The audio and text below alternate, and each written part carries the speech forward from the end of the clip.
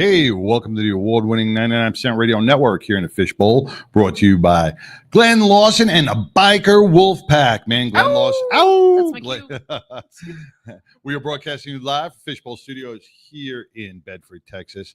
Man, we got a packed show today, Pitbull, man. It's crazy. Sturgis Day. Sturgis Day, man. We can't afford to go to Sturgis, but we're looking for sponsors for next year. There But we yeah, go. so I'm wearing the shirt and we're hosting something fun here. Yeah, we got Lori Montoya and Tex McDormand.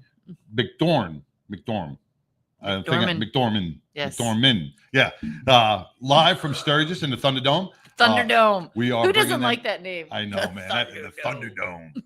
We are bringing them live. Then we got Billy Ball and we have Mongo, who are going to be really discussing some really cool and interesting things about the hemp and the THC industry and all the laws that are going to be trying to be passed here in Texas. And man, and then we got the Cowtown Warriors coming in. We got Tattoo Mark coming in. Man, it is a jam-packed show. You don't want to miss this. You don't want to man. miss it. You definitely don't want We're to miss revving this. We are revving We're getting up. Hey, Another 100-degree day. Well, you know. before we do start the show, man, our condolences go out to the 5 military officers who were shot today in Georgia. Prayers go out to their families. You know, these active shooter situations could happen anywhere, anytime, man. Make sure you have proper situational awareness when you're in any location. Here, it's a secure military base, and we almost lost 5 of our heroes due to an active shooter situation. So our thoughts and prayers go out to everybody who is impacted by that horrific scene. We got the Cowtown Warriors coming in at 4:00. Those guys are amazing. Corvettes, right? Yeah. You were at the event at Harley. Yeah, that was with them. There was over 200 Corvettes at that.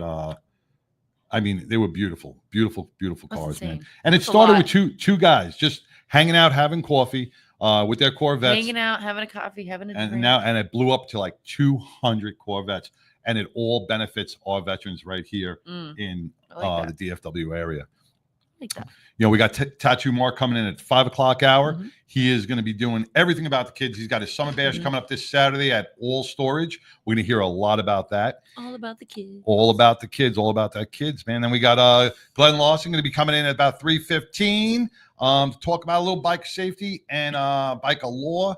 So we're going to take a quick break, and we're going to be back right after these messages. Oh. Hey everybody, this is Glenn with Glenn Larson Law and Biker Wolfpack Law. And I got one simple concept today. Don't be a tough guy. Don't try to do it on your own. And also, don't talk to the bad guys. So what do I mean? Don't be a tough guy means go get medical attention right away and tell the doctors everything that's wrong with you. Make sure to do that, because if you don't, it's going to mess up your case. Number 2, if you have a problem with your roof, do you hire a roofer? If you have an injury situation and you need help, hire legal professional representation. Our firm is one of those firms, and we stand ready to help. Number 3, most importantly, heaven forbid, do not speak to the insurance companies without legal representation. That's it in a nutshell. Thanks for listening.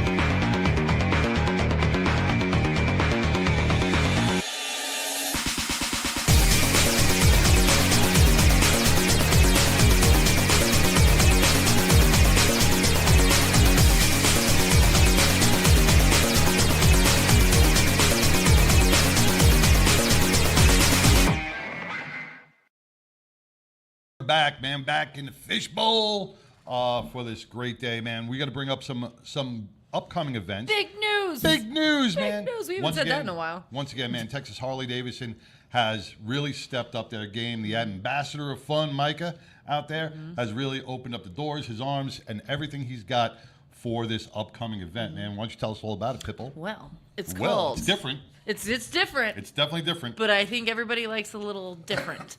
So it's the Baked Biker Pie Rally Say that. Yeah. Say that. Baked And if you- biker pie rally. And after a couple of beers, if you could say that Or some 5 baked times fast, goods.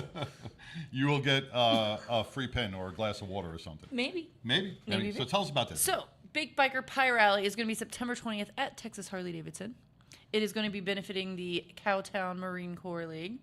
We are going to be having a pinup contest, which Texas, of course, it's to my knowledge, is it not the biggest Texas Harley Davidson? Yeah. Yep. Okay, so It is- Texas, it- they're doing it big Yep. with $1,000 for first place pinup. Wow. Like I've been doing pinup not very long, but it's usually $500 for first place. This is Yeah. $1,000 for $1,000. first place, $500 for second, and $250 for third. Bring That's your huge. A game, man. Bring Bring your your A A game, and it's sweet treat theme. So if you want to join, you email me. I didn't know there were scammers for events, and there are. If other people are trying to tell you that you pay to do any of the things, no. You were talking to me, Patricia Mayo, Pitbull, nobody else, maybe Micah, but that's it. Anybody else is scamming you. So you email me at battlingbettysdfw@gmail.com to register to be a pinup and to be a vendor or a food truck. I do all the things. All the things. All the things. But you can talk to Micah too. He's there. But yes, that's going to be September 20th. We have the pinup contest, like I said, with amazing prize, $1,000. There's going to be some kind of pie eating game. Me and Micah were talking yesterday. We were thinking because he had a pie eating contest. Oh, yeah. Oh, yeah. I saw Not homie. too long ago. And they're like, Trish, he was like, Trish, I could only get maybe halfway through the pie and I wanted to vomit. He's like, maybe we don't do legit like apple pie. We do like maybe whipped cream. And I looked at him and I was like, duh. Yes. You know, So- I saw that pie eating contest, and I All the guys with saw the a homie. beards. I saw a homie who's got the most perfect beard in the world, just putting his head into one of the cherry pie, and it looked like he was a bloody He's zombie my mess. cherry pie. Dripping so fast So from his beard, but it looked like it was a lot of fun. Yes. Definitely looked like it was a lot of fun. So yes, there will be a pie eating something there. Also, we're gonna have the baked biker dessert dash. Yes, sounds fun. Yes. Is there running involved? No, Oh, okay. it's Then I'm in. motorcycles, a passenger, and a dangling thing with whipped cream. I Let always your feel, imagination run but wild yes, on that 'cause I one. feel really stupid every time I describe it to somebody because everybody looks at me like, I'm like, just watch the video. We're keeping it classy. We're keeping it classy, sassy, and a little badassy. And Yep. with the Yeah, we're keeping it cherry classy. on top and whipped cream. Because that's what's going to make this a little different. This is not your average biker themed, bikini asses hanging out. This is class with your pinups, right? With some fun and games and just enjoying pies the and day. man. pinups. Enjoying the Pies day, and man. pinups. Pies and pinups, man. Filling and no, I don't have one for that. You don't have one for that? I'll think of other ones. And that's Yes. going to be September 20th? September 20th from 12 to 5. And that's at So- Texas Harley Davidson right here on Airport Freeway here in Bedford, Texas. Benefiting the Cowtown Marine Corps League. Like I said, we need some sweet vendors. I'm looking for like cookie vendors, pie vendors, cake vendors. I'm actually really, really looking for a cigar lounge vendor. I had one in mind, but he's unfortunately booked somewhere else. So please, if you know anybody, We got somebody. you get somebody. We got somebody. You know people. I know people. All right, well then- There is an Have my people amazing, talk to your people. an amazing cigar guy right here in Roy City that Mongo gets all his cigars from. Roy City? Faustino Cigars. Do they got a booth? Huh? need a booth. Yeah, he'll roll the cigars right there, man. He does a great job. We can have Mongo reach out to him, or like I'll reach out to him. And And then I'll be the third defense. I'll come in. Yeah. But yes, so that's gonna be fun. We're gonna have a lot of things. It's gonna be big. yeah, And we yeah. have a rockabilly band. We have live music too. Rockabilly. I will get the logo. I'll get the music. I'll get all the details on that. But yes, Micah just booked us a live rockabilly band because got to go with the theme. Got to go with the theme. So that's gonna be September 20th. But right now we got this Saturday. We have the Teddy Bear Tattoo Mark Teddy Bear Summer Bash. Foundation Summer Bash over at All Storage, Yes. and we're gonna hear more about that at 5:00 when Mark comes in. And then we got the Thin Blue Line LEMC second annual golf classic, and that is going to be at Iron Horse Golf Course over here in North Richland Hills. You can just go onto our website, see the banner, and support your events team. are on there. Support a hole, support a team, Support a hole, support a hole. Every hole needs some support. Don't we? Why are you looking at me like that? Because I'm talking about golf. I know, but you see, it's just like that. You can do that so well. You do that so friggin' well. You're just like, I just killed 1 million people. You're like the Stepford Wives. Oh, I think I've seen that. You did. I don't watch all that stuff. It doesn't have But it's date. You watch murder? You watch Dateline. Dateline. You watch Dateline. You're a Dateline junkie. And Snapped. And what? Snapped? What snapped? Ask Tigger. Is it a porn? No. Oh. Is it a bunch of buff guys? No, it's about either mostly women who snapped. I gotcha. And they like killed their husbands? Mm-hmm. You know what? I'm moving away from you because it's scary that you're smiling. Oh, I get no benefit from killing you. Springer, run. Except for run. my own show. Springer, run. Springer, run. Man, then, we are so honored that TK has allowed us to be a better part and an integral part of the Celebrity Softball Classic this year, held on October 4th over at Ryder Stadium in Frisco. Man, last year we were on the field. We were just doing some interviews. This year we are part of the team. Different teams, but we are part of the team, man. I am going to be on Mike Kislak's team, the blue team, and you are going to be on the white team. I don't know who your coach is. I don't either. I don't know, but it's going to be a lot of fun. Now, I got to do my research, apparently. That's another amazing organization. TK has been doing this for about 10 years, running this Celebrity Softball Classic. And it's, once again, this is all about the kids to have fun at the stadium. The ticket prices are real inexpensive, like $10 to get in, but it benefits so many different charities throughout the country, all over the states. Last year, he raised over $700,000 to benefit so many different organizations. And that's just on that day, about right you know, there, man. and what's cool about it is all these athletes, these celebrities come in on their own dime. They don't get paid anything. They come in because they want to help be a part of this. They want to help give back to the communities. And God bless every one of them that's out there that's doing it. You know, plus there's some antics that go on the field. It's a lot of fun. You know, it's not just like a softball game. It is a fun softball game because you never know what's going to happen. You know, you got Chaz Taylor out there, flamboyant wrestler, going out there doing his thing. You never know what kind of Chaz-tastic. He's Chaz-tastic. You never know what he's going to bring to the table. And the celebrity list is just growing. it is. But I need to figure out who's on my. I need to know. I'm so like clueless when it comes. I'm like, oh, I know your face. You know, Where'd you pick? You did. I screwed that up last year with Coffee Anderson, man, who sings Red, White, and Blue, and man, I messed up his name. I messed up who he was. Sorry, Coffee, my bad. At least you're pretty. Huh? Yeah.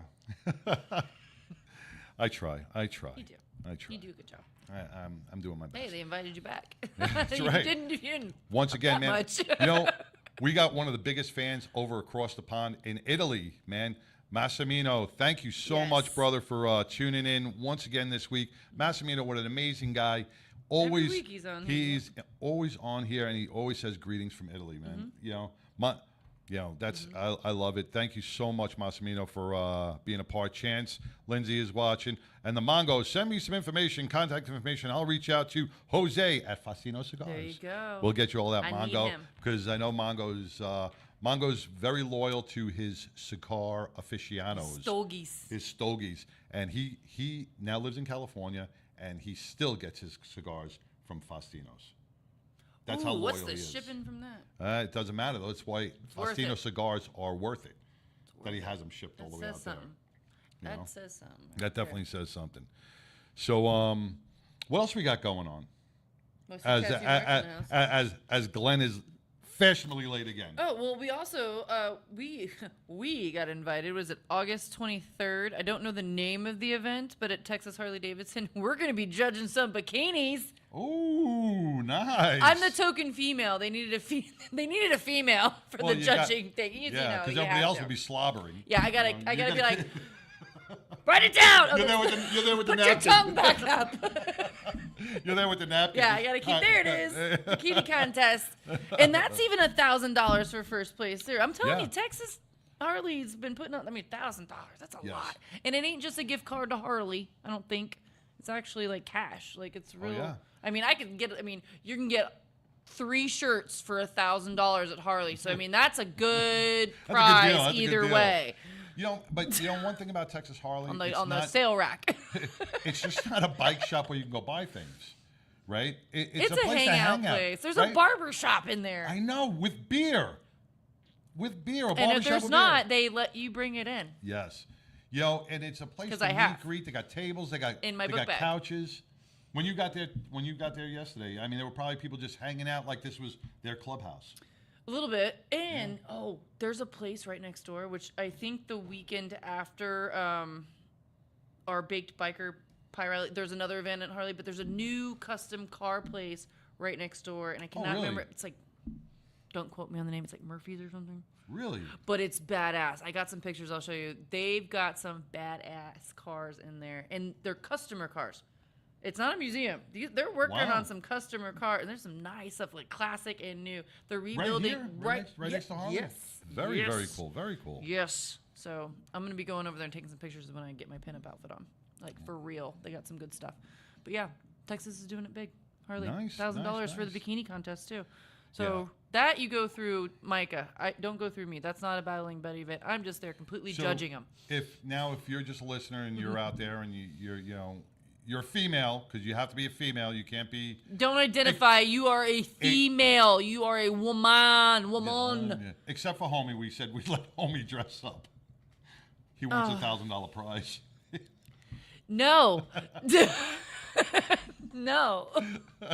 These are for women. right. Born women. So if you're a Bikini woman, contest. biologically born woman, and you want to get dressed up in your favorite pinup. No, this is for the classy- bikini Oh, one. for the bikini, you want to do that too? That's the August 23rd is the bikini contest. Right. So that's $1,000. Yeah, no bulges. No bulges. No bulges Oh, for the bikini contest. yes, Right. that's August 23rd. No bulges for the Texas bikini Harley. contest. But I'm talking about the pinup contest. No If you- bulges if- there either. Yeah, but if you Only want, up here. now, Just, say somebody's new to pinup. How How do they go about? You gotta becoming- start like- somewhere. Like how do you get into being a pinup, and what do you need to become a pinup? You need to be a woman. Yes. Yes. So you can do pinup. I mean, I'm not. Besides boosting the battling buddies, as far as just being a pinup, how I started, I went to these I went to the Harley Davidson pinup contests. I mean, depending on which Harley you go to, depending on how big it's going to be. Right. I mean, sometimes it's not very big, but it's a good start to go. I mean, Right. Well, it's size doesn't matter. size does not matter in the contestant category. There you go. But the prizes are still good. I mean, it's still $500 usually for first place, but a lot of the girls. The one I did in Sherman a few weeks ago, Right. all of them were new. Not Oh. one of them did a pinup contest before. Wow, and those girls looked really good. Yeah, they did great. I saw the runway. As they walked down the runway, they all looked very good, man. Yeah, and it's just getting out there. That's what the Harley ones are good, because 50% of the crowd or 50% of the vote is the crowd. So you bring your friends. They yell for you. You boost your confidence. You walk down a little catwalk. Yeah. You do a little twirl. You go back. You How go. about how You about giggle with the girls like, "Oh my god, I can't believe I just did that!" And then you do it again. How about the clothing? I get all my shit off Amazon.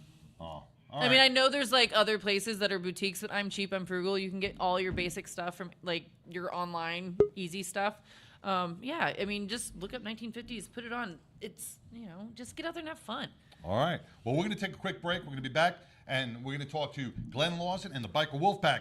If you ride, make sure you have the Biker Wolfpack on your side. Oh! Hey everybody, this is Glenn with Glenn Larson Law and Biker Wolfpack Law. And I got one simple concept today. Don't be a tough guy. Don't try to do it on your own. And also, don't talk to the bad guys. So what do I mean? Don't be a tough guy means go get medical attention right away and tell the doctors everything that's wrong with you. Make sure to do that, because if you don't, it's going to mess up your case. Number two, if you have a problem with your roof, do you hire a roofer? If you have an injury situation and you need help, hire legal professional representation. Our firm is one of those firms, and we stand ready to help. Number three, most importantly, heaven forbid, Do not speak to the insurance companies without legal representation. That's it in a nutshell. Thanks for listening.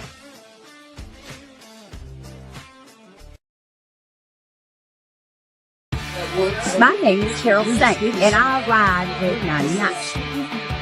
Hey, I'm Homie, and I ride on the 99. You can watch it every Wednesday, 99% Radio. Oh, beautiful people, I am Chaz. I ride with 99, baby. Woo! 99% radio every Wednesday. Stay tuned. Woo! Y'all be fantastic. Where?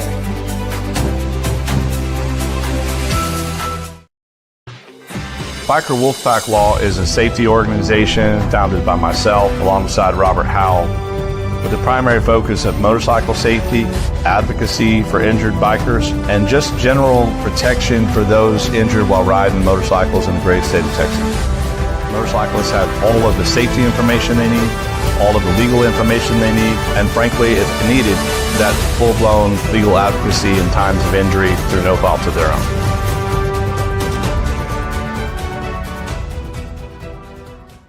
Hey, welcome back to the 99% Radio Network here in Fishbowl. Man, we are here with Glenn Lawson with the Biker Wolfpack. Glenn, welcome back, man. Thank you. You've been crazy busy, it looks like. Slightly. Slightly. Before we came back from break, you were talking. I'll jump right into the thing you were talking about, the Apple. Yeah. That's pretty crazy. It's scary. I don't use Apple Pay, but tell us a little bit about what you were talking about. Sure. So one of the things that, I'm talking about today is related to how I used to say that my password for Apple is Apple sucks. But what I mean by this is our smartphones are way too smarter for our own britches. And the new scam in our wonderful Dallas-Fort Worth Metroplex that I personally witnessed and ran into and found out and researched, I'm looking at everything related to the safe enjoyment of a motor vehicle, whether it's a car, whether it's a 67 Camaro, or your old beat up truck that you just don't really care about and your dog's riding in it, or your brand new Harley, whatever it is. Okay, 2 wheels, 4 wheels, doesn't matter. And here's what I'm talking about. Everybody needs to know this. Today and several times last week, several friends of mine, and I did some research about it. There's a new scam. Here it is. And I hate to bring it up, but I have to. Car will pull up to you along the side of you, and through technology of some type, will start tapping into your Apple Pay. What? So basically what happened, so be careful, because it happened to me today, and I had my phone not in my hand. I had it, up on the little deal, and I glanced at it. Yes, I did for a quick second, because it said, Amex transaction. I'm like, what the hell? So bottom line is, these tap machines, people have them in their cars, and there's a way for them to drive up mobily, hack into your Apple Pay and make a transaction of a small amount, right? And then they set it up. There's another thing where they can hack into it. And basically, it's like we've all been going down there. Maybe you're riding as a passenger, and maybe you're in one of those fancy new cars, and it's got Wi-Fi on it, right? Well, a bunch of these cars have Wi-Fi on it now and stuff. And so be careful setting up Wi-Fi on your car if you have that feature. Because, damn it, that means that it's going to get hacked, just like it would get hacked at the coffee shop. And then they have all your information. Exactly. So remember that the cars and the iPhones and all that, and these things go through Wi-Fi. They go to other vehicles on the road. So just be careful with that. And my suggestion would be just don't don't even use that Wi-Fi feature. You probably shouldn't be using it anyways, right? For a lot of reasons. And then, if you, like me, if I have Apple, make sure you set that driving do not disturb feature or turn it off. Does that still go, does that go through your Bluetooth as well? Or is that just? I think so, yeah, because my car doesn't have Wi-Fi, and it happened to me.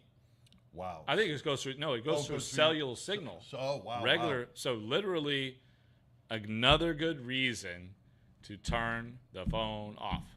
It is a communication device. It is susceptible. And, the other thing I would say is, some of us, like the convenience of tap pay and all this stuff, right?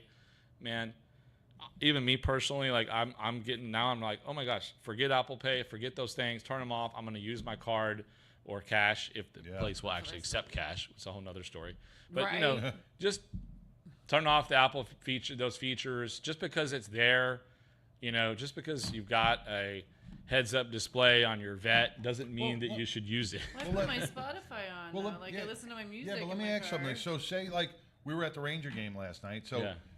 if you're on Wi-Fi, say you're hitting one of those free What's the- Wi-Fi what's the difference? spots. What's the difference? I mean, somebody could still Walk through a if you- crowd and- anywhere, walk through the crowd. Yeah, and now yeah. they can hack It's- into your Apple Pay. What it is people I'm are gonna more. wrap my phone in tinfoil. I think people are more aware of that, like RFID, like it's in your pocket. Okay, like turn that. I get it. Like in Europe and other places and the airports, and they just pass by you and just like scan your stuff. Right, it happens. But when people get in their car, They feel secure. yeah, you was like, "Rah, I feel like I'm in my car, or whatever. Fuck, screw up, whatever. And I'm just gonna like jam out. No, you're actually more susceptible because you're not paying attention to your phone, hopefully. Right. And then that's the scam because people drive by and they're like, oh, let me see if this car over here has the Apple Pay. Let me see if this one does. And there's like $30, $48, $29, boom, boom, boom, just as they drive down the road. And you're driving, so you can't really deny anything or change anything or whatever. I mean, I don't So know the they details could've- on it. It just I happened to me. guarantee they're not hitting up the Honda Civics and shit. What are you driving? Just kidding. I'm just have a- saying. Yeah, they pulled up. have anything They pulled up the fancy. Glenn's car. They're all And next to said, the- "Whoa, I can grab $30 from him." $30 would be like, They ain't coming one up the one tenth. neon. I drive an Infiniti SUV and a QX80, a big one, and it's like 1/10 of the gas. It's $30 charge. Oh. But yeah, so just be careful with that. Yeah, no, that's good news. That's good. That's good. Good topic, man. Sure. That's good knowledge. So I still have the good And, old sturdy metal doors on the Jeep. Maybe you can't penetrate through the metal doors. Man, just turn it off. Just turn the phone off if you can, and then that goes to knowing your route without the damn phone. Okay. Right? I mean, I don't I know know, if I can do like, that. I mean, my kids probably wouldn't. End up in another country if you didn't have GPS. Dude, I used to right? drive But- with a paper map going.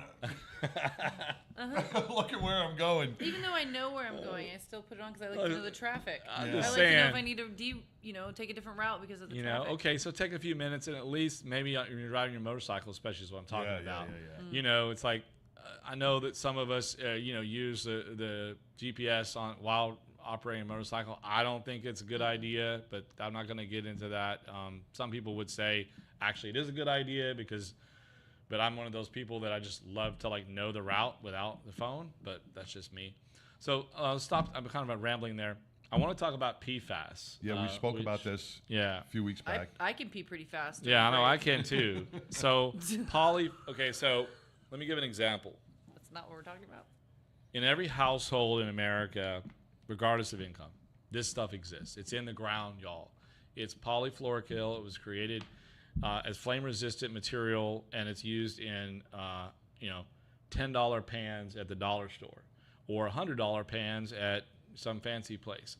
It's the stuff that's in the nonstick pans. It's the stuff that's in the fire-resistant materials that are used on runways and military bases to try to put out fires. It's anything that has to do with putting out a fire, any product. And it's in the water, and 3M produced it, and they admitted liability back in the 80s.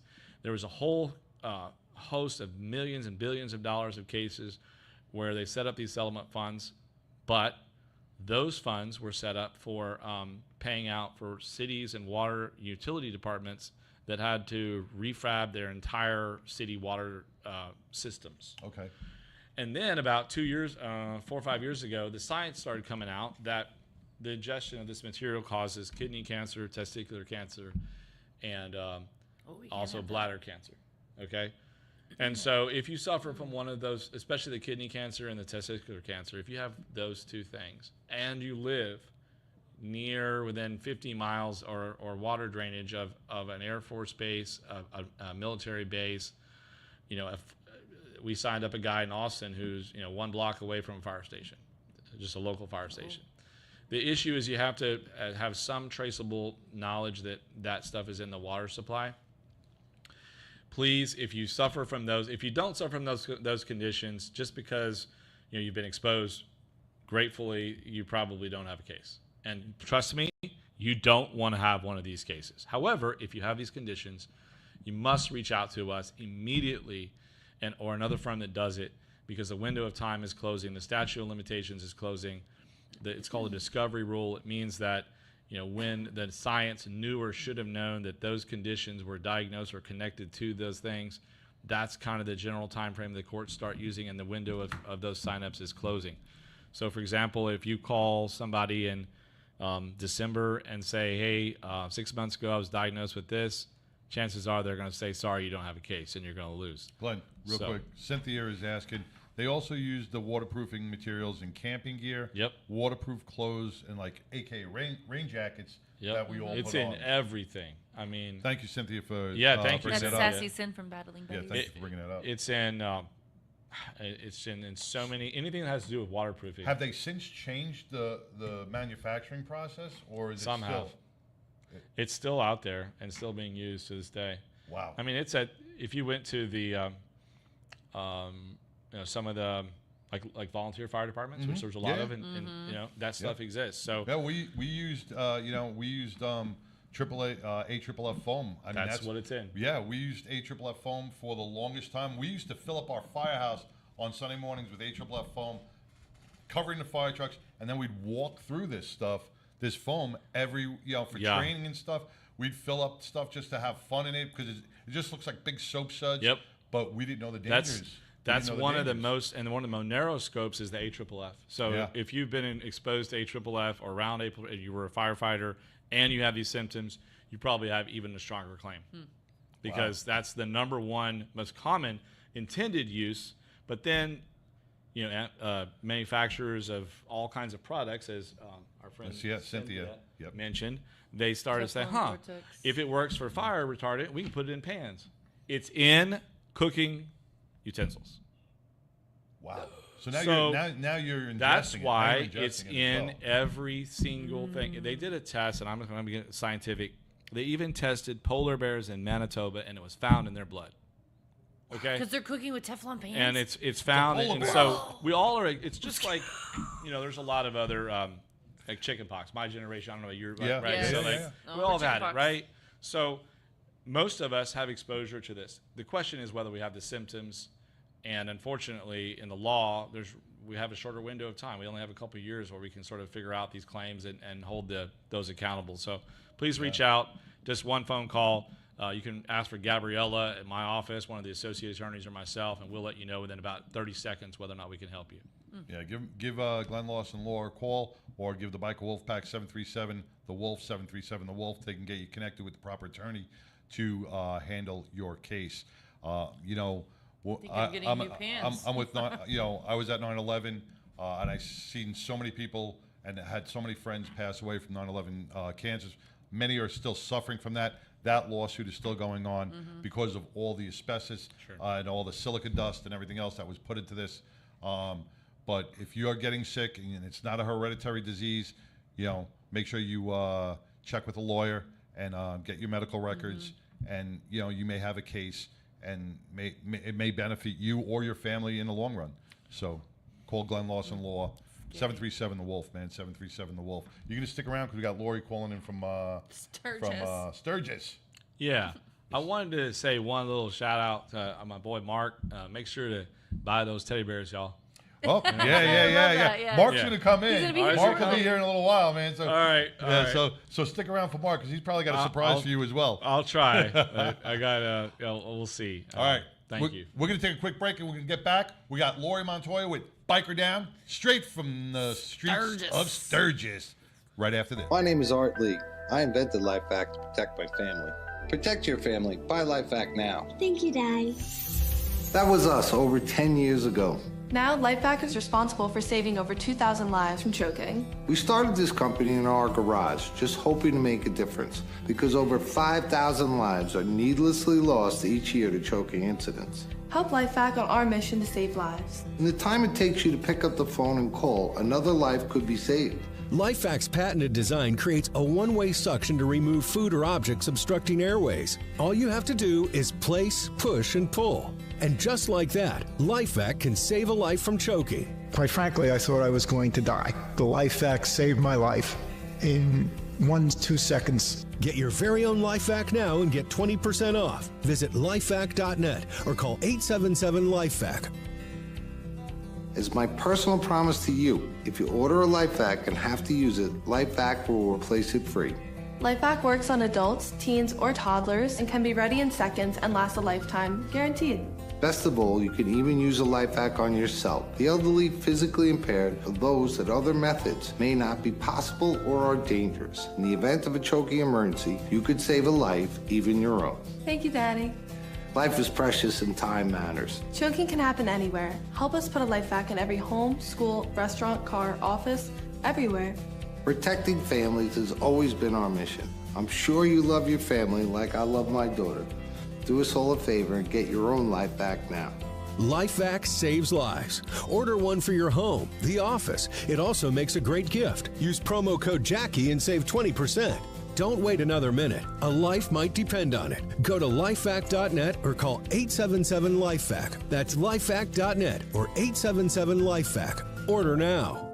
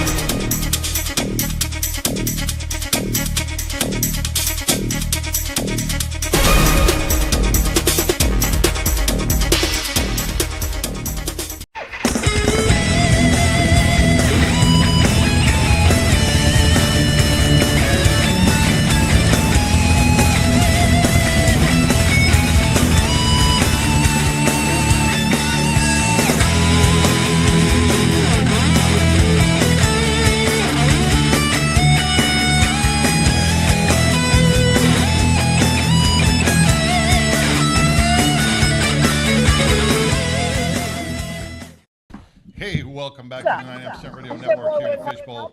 We were just wrapping it up with Glenn Lawson with the Biker Wolfpack and Glenn Lawson Law. Man, make sure you get onto that and go to Biker Wolfpack 737. I don't know if you can the hear Wolf. me. I hear Lori screaming from She Sturgis. sounds like a woo girl from Oh my God. We got Lori. I have two combat vets that have a message for the 99. Are you ready? Good. Sturgis 2025. I ride with the 99. I see you guys practice that a lot. We You guys do really- a lot. Over a 12-pack. Get a whip out everything. Welcome, I guys. was Welcome, whipping guys. up, begging them. Deals were being made. Yeah. Thank you guys for your service. We really appreciate it. That's my girl. So, there goes the beer truck. So how is the 85th? How is the 85th? It must be going good for Lori. There goes the beer It's truck. going really well. Really well. Yeah. Well, you don't have to ask where's Lori. I want to show you the beautiful flag tribute that's being done at the Buffalo Chip. They do this every year.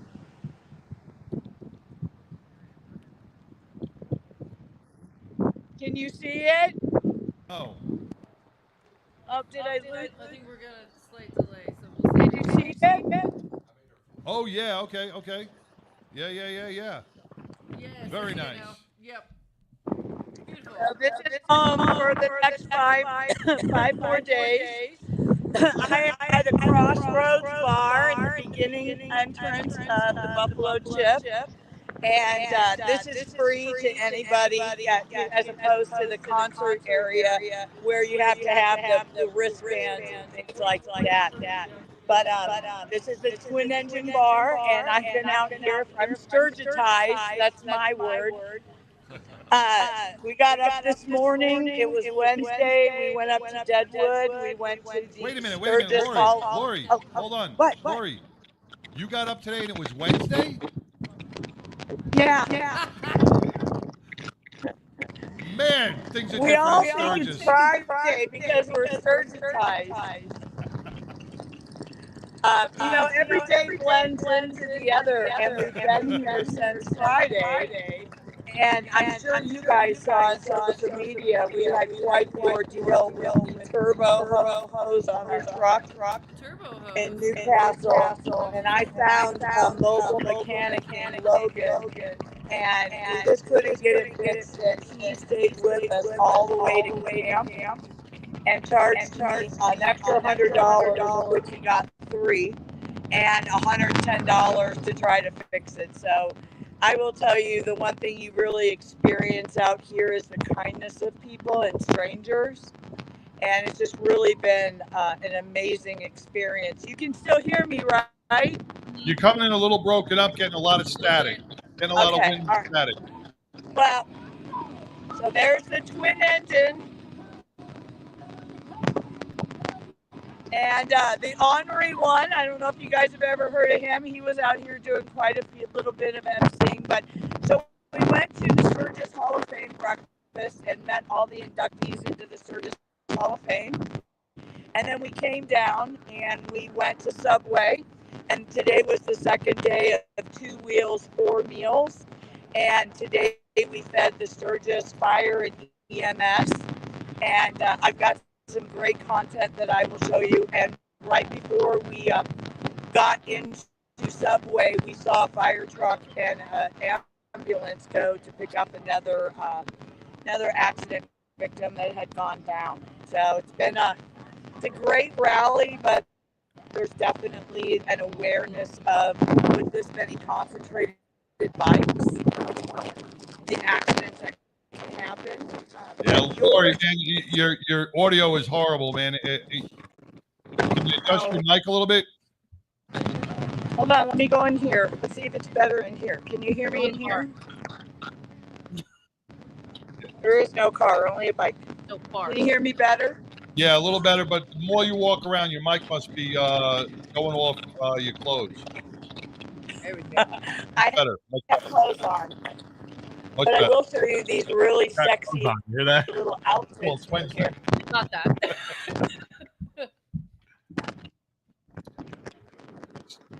So I'm in my daughter's custom hat shaping bar called Antler and Crown.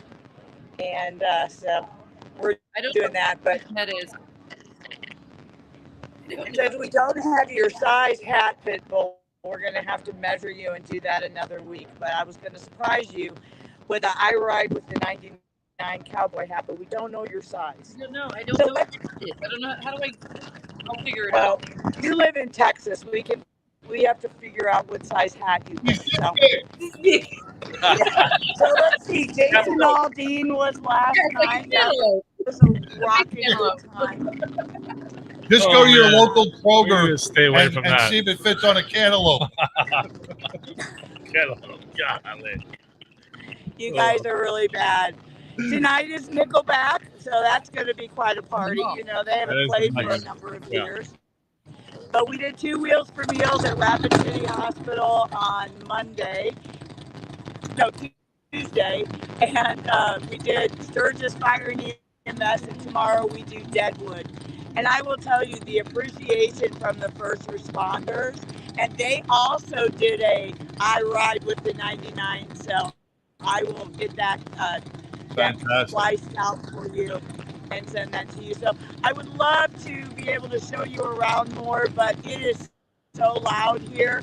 But we've gotten quite a number of help requests from injured motorcycle riders. So I will just tell anyone listening, if you have somebody that's here and goes down or needs assistance, please let Biker Down know. And we're here till Friday, and then we head home. So do you have any questions for me? Yeah, Lori, before you came on air, we were talking about some of the accidents and some of the fatalities that have happened so far. And thank God for our first responders out there that are responding to all these accidents and saving lives. What's the total or an approximate total on what we've had in vehicle accidents? And what do you think they're mostly caused by? Traffic or inexperience? I think it's drinking. Well, I think out here it's definitely intoxication, but it's, I think we talked about it a couple episodes ago. It's really, being in. Yep. You cut out. We lost you. Yeah, I've been 2 years in a row, and it's definitely the intoxication. Yeah. It's the guy who picked up the girl on the back of the bike and she falls off the back, or they just cut out in front of somebody. It's mostly, 99% of the time it's intoxication at Sturgis. Yeah. Yeah. Unfortunately. Glenn, you ever been to Sturgis? I have not. It's For a lot so of much reasons. fun. I like it for the rides. I'm not big on going out late at night because by that time I'm usually been day drinking and I've been on the bike all day and I'm tired. Yeah, so there's not many times of me going out late. But there's there's the One-Eyed Jack's place that's right across from there. There's always a place that has the best fucking prime rib steak ever. Yes. What I would say on the Rex is that the alcohol it slows down your response time. So your ability to, when you're turning out from a bar and to gauge the oncoming speed because you're a little bit intoxicated, even slightly, it's like is that totally no off. fear. They feel, And you're just misjudging spatial awareness, and you're pulling out, and then that and a lot of you got all that grease and everything going on, like the adrenaline of the party. And so when you leave, a lot of people are like, yeah, I'm leaving real cool. Listen to my bike. And then they get on the highway because off of Sturgis is the highway. So we stayed at Spearfish, which is maybe about 10 miles down the road. A lot of people stay there. They don't stay in Sturgis. So they're leaving the party and they're getting on that highway and they're going to a mile to 10 miles down the road on the highway on a bike after drinking. And Spearfish. Would you say Spearfish? Spearfish. Well, you were at Beautiful place. Spearfish. Let's bring on Tex at the Thunderdome. At the Thunderdome. Thunderdome. Hey, What's going on, brother? Can you I hear hope me? your audio's a little better than. I hope your audio's a little bit better than Lori's was. We see you. We hear you. Well, it's really hard for me to hear you. I thought last night my headphones were plugged in so I could listen to y'all. It's so loud out here. This is right behind me here. This is Highway 34 that goes out to the Buffalo Chip. We're at the Thunderdome in Sturgis for the 85th anniversary, as she was saying a while ago. There's just a lot of crazy stuff. Last Saturday we had that Colby Raha 200-foot world record jump out here, and we had about 45,000 people that were out here. But this is called the hub or the tower, and what I'm going to do is I'm going to kind of move around. I'll show you more of it in a minute. Well, what we got going on behind me here, this is a stunt and performance area. We got drift cars, we got drift bikes, burnouts, donuts, all sorts of crazy stuff happening. But if I sit down, you can kind of see behind me this. It's a 3-story tower out by the road, and so everybody, if you are inside this Thunderdome, you can walk outside. You can catch all this action that's going on out here in the parking lot, all the vendors and stuff. Or you can come sit out in this tower here, have your beer, cold drink, watch everybody driving by on traffic or with the traffic, heading either back into town or they're heading out to the Buffalo Chip. But so far it's been great. Yesterday we went out to the Throttle, went to the Michael Lichter show. A lot of the guys were out there. Michael Lichter had a private showing yesterday, showing all of his artwork. He had like 150, I think, pictures, 20 top-notch motorcycles that were there on display for everybody to check out. Today is Dave Perowitz's paint show. Tomorrow is our hamster ride. So we're riding from Spearfish into the Broken Spoke. We'll have, probably close to 300 bikes. Hamsters all riding. We'll go into the Broken Spoke. We'll park, hang out, socialize with everybody, and just really just have a great time. Kind of celebrate the rally. Thank goodness right now the guys back here in this performance area have calmed down. I asked them if they could just hold off for just a few. Otherwise, it is just atrociously loud out here. But as you can see, I'm going to spin back around. I'm going to walk back here. I'm walking behind my buddy's trailer kind of as a windbreak because wind is blowing about 160 dang miles an hour out here. Like I said, this is the road that goes up to the chip. So, hey, Tex. how's everything going back there with you guys? Hey, can you hear me real quick? For those who don't know what the hamster ride is, explain what being a hamster is all about and how prestigious it is.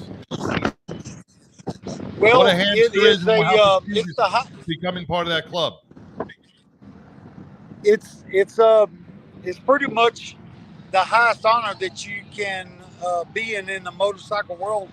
I don't have my yellow shirt on now. Normally, you'll see all of us. We wear, bright yellow shirts with the hamster logo on it.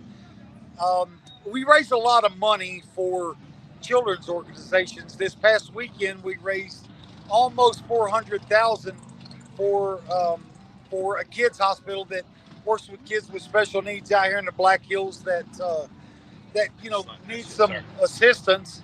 But we also raised, I don't know, 200 and something thousand for the Harley Museum and the Hall of Fame in Sturgis. So it's a very cool organization. It's hard to kind of sum it up in a couple of minutes, but it's been around since 1978. It's the highest honor, like I said, motorcycle industry with the hamsters and the Hall of Fame and all that kind of stuff. So it takes a little bit more than 15 minutes to kind of, or even 5 minutes to win out. Now I seen you with Paul Yaffe, and Paul Yaffe's out there with you. Yeah, I've seen Paul a couple of times. Saw him at dinner the other night. Saw him out at the Lichter show yesterday. It was kind of cool. We're also out there with Chris Simmons, who is the wife of Patrick Simmons. Patrick Simmons is the guitar player and singer and founder of the Doobie Brothers, and Chris is very instrumental in the motorcycle world. She rides the Cannonball Run every year. She's got a bike called Effie, and she's a collector of all things vintage. Lots of old motorcycles. Both her and Patrick both ride a lot of them. But Lichter was out there. The bandit Keith Ball was there.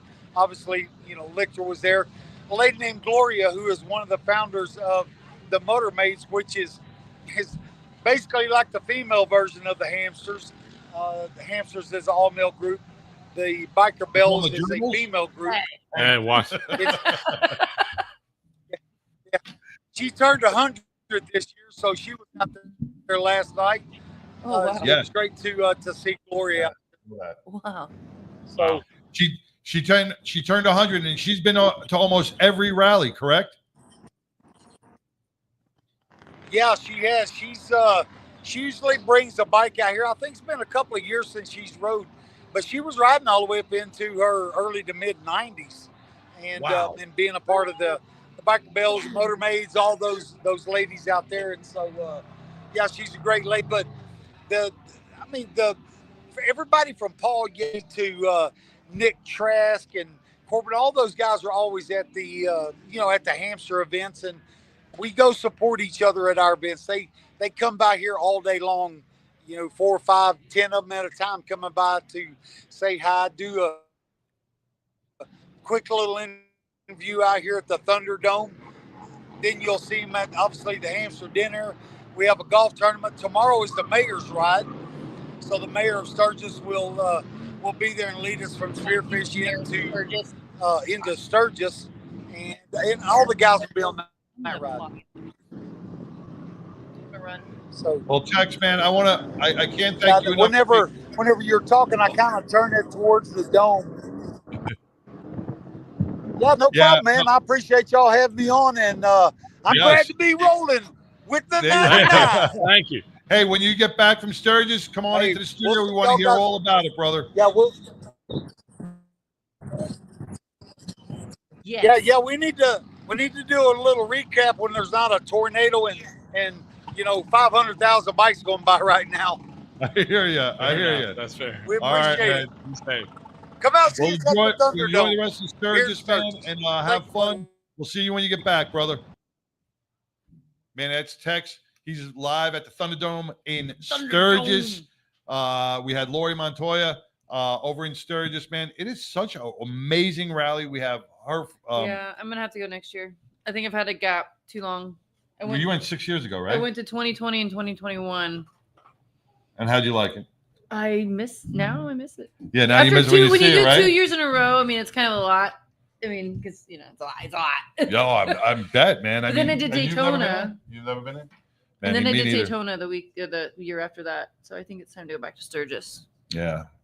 I think we need to have like a sponsored field trip. I knew that was coming. We need a field trip. Field trip. Field trip. Robert, I mean. Yeah. I know some people. We'll do a field trip. We'll do a 99 We'll field do trip a to fundraiser. Sturgis. 86 Send our annual. asses to Sturgis, please. There you go. All right. Well, so far it's been a great show. We got the Cowtown Warriors coming up right after these messages. Please share, like, subscribe, put your thoughts in, and remember what Glenn Lawson with Biker Wolfpack says. Glenn Lawson Law 737 The Wolf.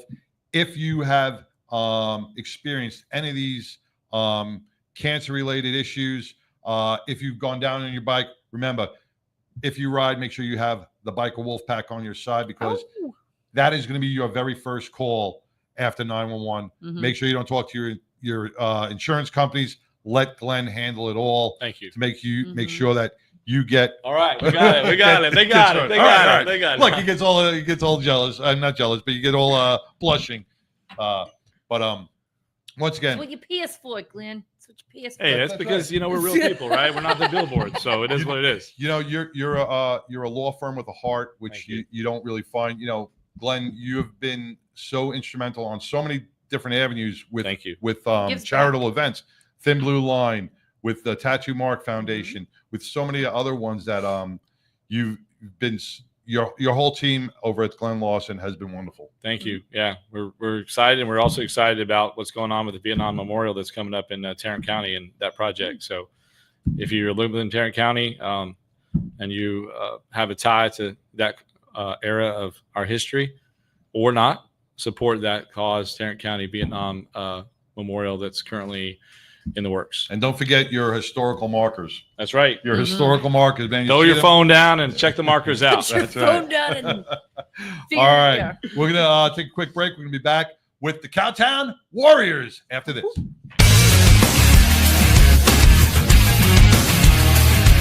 Hey everyone, my name is Alex Arkangelski, CEO and co-founder of Break Free Technologies, and this is Break Free, a motorcycle helmet accessory that easily mounts to pretty much any motorcycle helmet out there, and it's the simplest way to improve your visibility day or night. Break Free's got a sensor array built into the unit itself, so there's nothing to mount to the motorcycle, there's no wiring, everything is inside the unit. It's got 100 ultra bright LED lights that light you up during the daytime and nighttime. Anytime you slow down, Break Free activates, no matter how. Engine braking, downshifting, regular braking, emergency braking. You slow down, it turns on. Break Free is a small company. We're only 4 co-founders and 1 employee at this point, and we're all passionate motorcycle enthusiasts. We love riding, and we've created this product for our community. We wanted to make sure that motorcycle riders are safe and seen out there on the roads. We saw a huge need for visibility, and that's why we've created this product.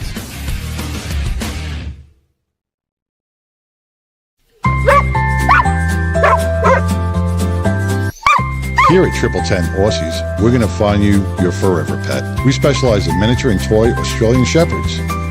All our pups are pet and family friendly. They're socialized, basic training, and a health guarantee.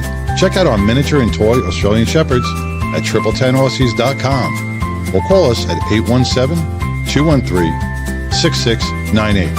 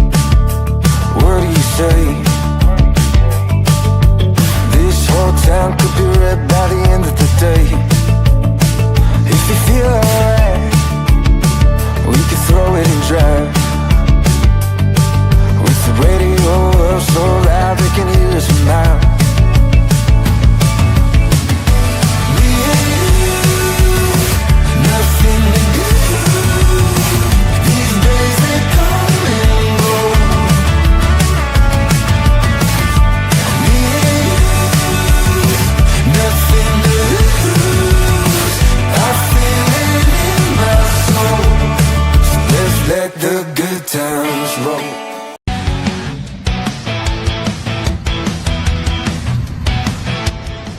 I'm Sassy Sin with Battle and Betties, and I ride with the 99% Radio.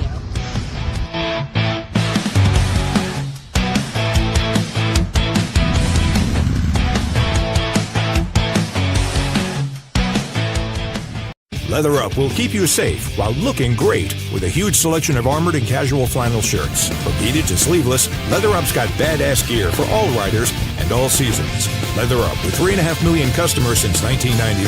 Iconic biker brands like Milwaukee Leather and Hot Leathers to give you the largest selections anywhere. Comfort, variety, classic styling, and affordability with free same-day shipping on orders over $100. Visit leatherup.com and use the promo code MAYHEM for 20% off. Back to the award-winning 99% Radio Network in Fishbowl. It has been total chaos between Glenn, Sturgis, Tex, Lori, and teddy bears that just walked into the studio. But Teddy bear don't care. Teddy bear don't care. I hope he's wearing you're gonna clean up his messes. If he poops in the corner or something. He's got bear bags. He's got bear bags. Oh man, but he's a service bear. Once again, it's where the rubber meets the road that we can make a difference together. And, I had the honor of going to Texas Harley-Davidson, where 200 vets converged in the parking lot, 200 of the most beautiful cars out there. And this is where networking becomes so important, because you meet people out on these events. You don't meet them on the couch. You don't meet them by writing a check. You meet them by getting out to these events and shaking hands and getting, introducing themselves together. So I met Bart and Clint, right, with the Cowtown Warriors. Welcome, guys. Thank you very much for having us. Close that up a little bit. Thank you very much for having us. Thank you. Tell us a little bit about the organization and what you guys do. So Cowtown Warriors is a veterans-based organization in downtown Fort Worth. We've been around since 2013, and our job is to help veterans in need in the Fort Worth area, be that financially or with a little bit of counseling help or possibly some networking opportunities. But majority it's with financial helping, and we've done a lot of things for over 100 veterans since our inception in 2013 in the Fort Worth and North Texas area. And specifically, we target the disabled veteran population here in the Northeast Texas region, because as a lot of people may not know this, but Texas and California are the two biggest contributors to the armed forces every single year, 1 and 2, back and forth. All right. Well, Texans. Well, not because I'm surprised at Texas. I'm surprised at California. Texas. And the thing is what I quickly learned when I was in the Marine Corps is, Texans love Texas. Yeah. You couldn't swing a stick and not hit a Texan, right? But you didn't have to, because they're already telling you they were from Texas. Oh yeah, yeah. And their state was their state was better than yours, and it was probably tattooed on their body somewhere. Yeah. Well, these men and women, they go out and they serve, but then they come back to Texas when they're done serving. And in this area, you've got the main VA hospital in Dallas, and then you've got an outpatient clinic in Fort Worth. So we have a disproportionate base of disabled veterans in this area. And so there is a very large need here for an organization like ours. Now, did we lose our signal? No, okay. Just my phone. Just my my phone. I want to reiterate what you just said, because so many people are uneducated about what our veterans get and what they don't get. People think that when a veteran serves his 4 years or even 6 years, all right, he retires with some glorious pension and a whole host of medical benefits. Certainly not true at all. You'll see many of our veterans that are living day to day with these debilitating injuries that they sustain, protecting us each and every day. Remember, we would not be on the air today if it wasn't for a veteran somewhere fighting for our rights. So we wouldn't be able to share this. On air yeah, we wouldn't be able to share this network if it was not for a veteran. So everything that you do each and every day, it's because of somebody who fought, died, or was injured for you, a stranger. And they don't get the just cause that they need. It's not like when they go to the VA hospitals, we make a doctor's appointment 10 o'clock. We go there, we can get fixed up and walk out. A veteran who is disabled, who fought for our country, calls up the VA and says, hey, I got really bad pain. Well, I'll see you in 6 months, right? It's because there's so many of our disabled veterans, and it's just overloaded. Correct? That's correct. There is some truth to that. Yes, in a nation of like ours, the United States, where there's 330 million citizens, the government says there's about 16 to 18 million veterans. Of those 16 to 18 million veterans in the United States, only about 2.1 are receiving some type of veterans compensation. So there's a huge gap of those veterans. And you were totally correct. There's veterans that go in and do 3 years, 4 years. There's some guys that get tossed out during boot camp. So, and then there's the lifers like myself and Clint here that did 20 plus years. Thank you so for your service, guys. appreciate I really that. Thank do you. appreciate it. But yes, and that help doesn't have to be always financial and always has to be something medical. We've bought in a home for a veteran in Weatherford. A few years ago, we bought a mobility van for one of the last Tuskegee Airmen in Dallas. Wow. And then all the little things. We've been paying a lot of the utilities. We help veterans with their rents. If someone needs a suit so they can go to that job interview and stuff like that, then we're more than happy to help them out with that. We've done, something as simple as putting 4 tires on somebody's car so they can go to job interviews, right? Right. And it's finding the needs and what that individual needs is really what we specialize in trying to do is what is going to help this veteran get back on their feet, become productive in society and move forward and never have to come back to us again. And how are we going to improve their lives? We've had a situation, gentleman was an amputee and had a manual gate while trying to get out of a truck into a wheelchair to open the gate to drive into his own house to then it was a huge, so something as simple as putting an electronic gate on somebody's driveway can make a great difference in their life.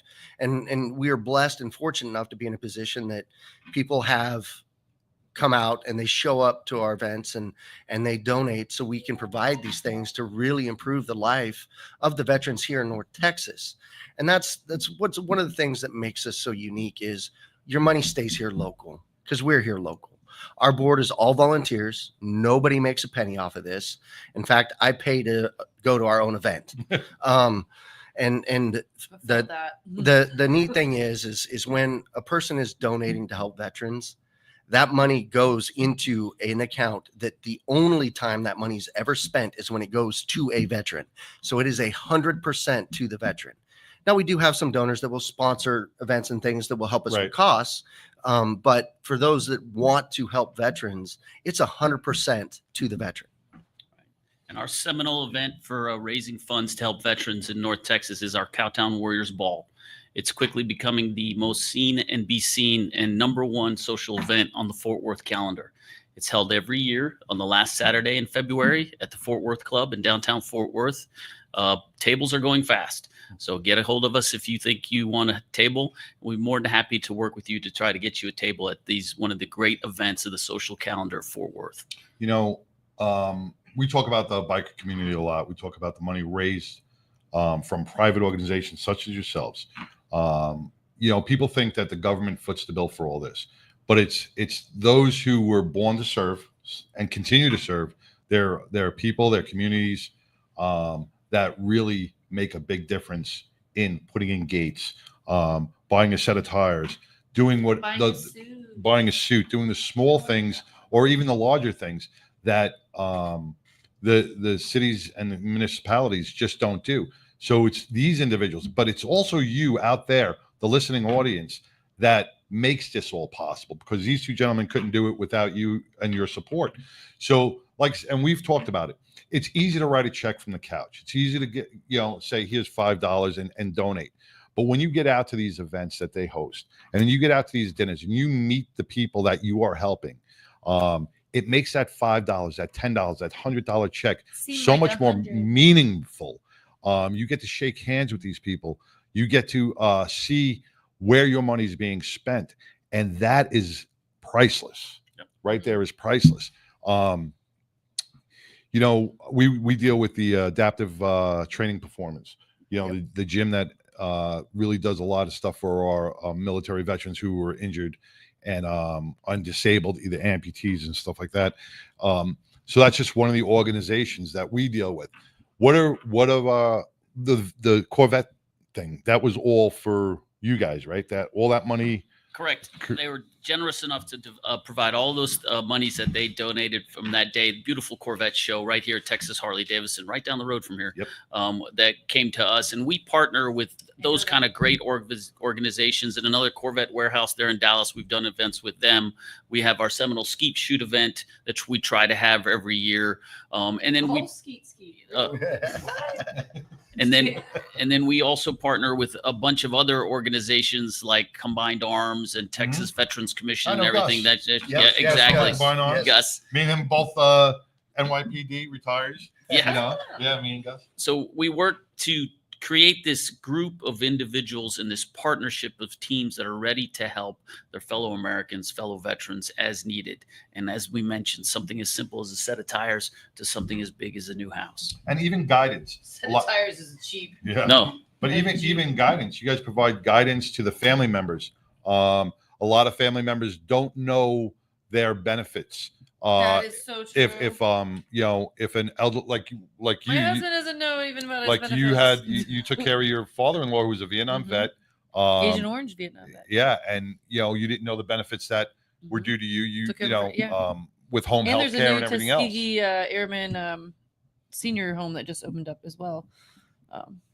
But FYI. but you didn't know your benefits. No, a lot of people don't. He didn't know burial benefits. You don't know what your burial benefits He are. has not touched. He's not gotten help like this whole time. He's just been kind of. Of course, I just came in a little later in his life, but I'm like, whoa, look at all this stuff you can do. Yeah, and you can have. That's something you see with especially the Vietnam era veterans, and I think a lot of it They has just to do got with when they came back. They didn't come back to an America that really was good to them, right? They were spit on, and they were told later yes, that they and got. so they disassociated with society, and they That's weren't it. looking for those benefits. They don't want to hand, and so they never looked, they never pursued it, and now we're coming across them as they're getting later in life, and they're way behind. He's 85, and we just unfortunately I took care of him for 7 months at my house, and I couldn't do anymore. We literally just put him in a nursing home about 3 weeks ago. So it's like that great recruiting motto that the Masons have: to become one, ask one. Right. Well, if you're a veteran with questions and you have veterans issues, you need to reach out to your fellow veterans, because everybody kind of keeps this information close hold,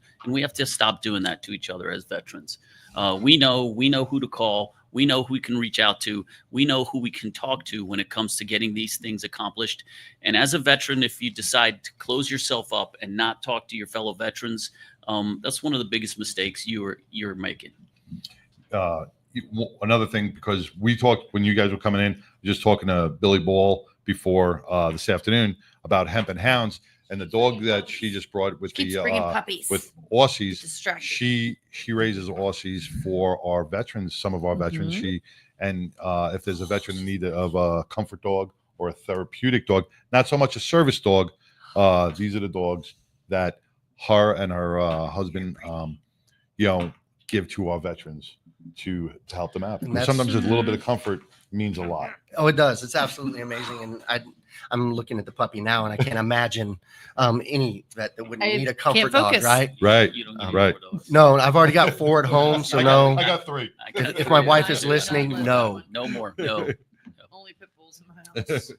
But these are the organizations that are out here, right here in the DFW area, that are out there each and every day, helping those who helped us, who supported us, who served us. How did she get these dogs to be so calm? Every time they come in, they just chill. Like, this is like the 5th one. Well, every single one. I know her, hemp. Well, her segment, Hemp and But Hounds. I'm just like in awe every time. Her dogs are stoned. No. I mean, oh my gosh, those blue eyes. I don't know where you sit on this issue with a lot of the medical marijuana, the medical use marijuana, the SB3 bill that just Dan Patrick put out there and Governor Abbott vetoed, basically because that SB3 ban will hurt many of our veterans who use medical marijuana for post-traumatic stress, for pain management and so forth. I don't know if you guys want to weigh in on that, or if you want to stay. That's what I'm gonna kind of stay away from. Yeah. So I did. I did read a couple articles on the news about that, and that the VA was entertaining that and looking at, and whatever direction the VA decides to go, I'm sure it'll be the best one for all of us. So, you know, there's you know, with our veterans, you know, what I don't like to see our veterans pumped up with so many different medications. That's not what they need. If they need it, yes, medication is great, but I think our veterans deserve at least research and respect to make their own choices. You know, and honestly, a lot of our veterans really they just need their community and a sense of community and a purpose, right? The veterans that we come across, for life's kicked them in the teeth, right? They come to us because they're down and they're in a bad place, and usually they've been so down for so long before they ask for help. They're in a big hole. So they've fallen into the norm, and they're horrible at asking for help. Veterans are, and we don't know where to ask, how to ask. And that's why we appreciate you giving us, you know, this opportunity and platform to let people know about us, so those that need the help know where to go to get it. And those that want to assist us in assisting veterans can, but you know, they get in such a bad circumstance that they just need a hand up. You know, you get them a hand up, you pick them up because they want to go do the right thing. They want to be a part. No, it's a hand up. Right. It's not a handout. And, you know, and we don't just always give away funds or buy tires. You know, there's stipulations. Of course. We mandate, you know, financial counseling if they need it.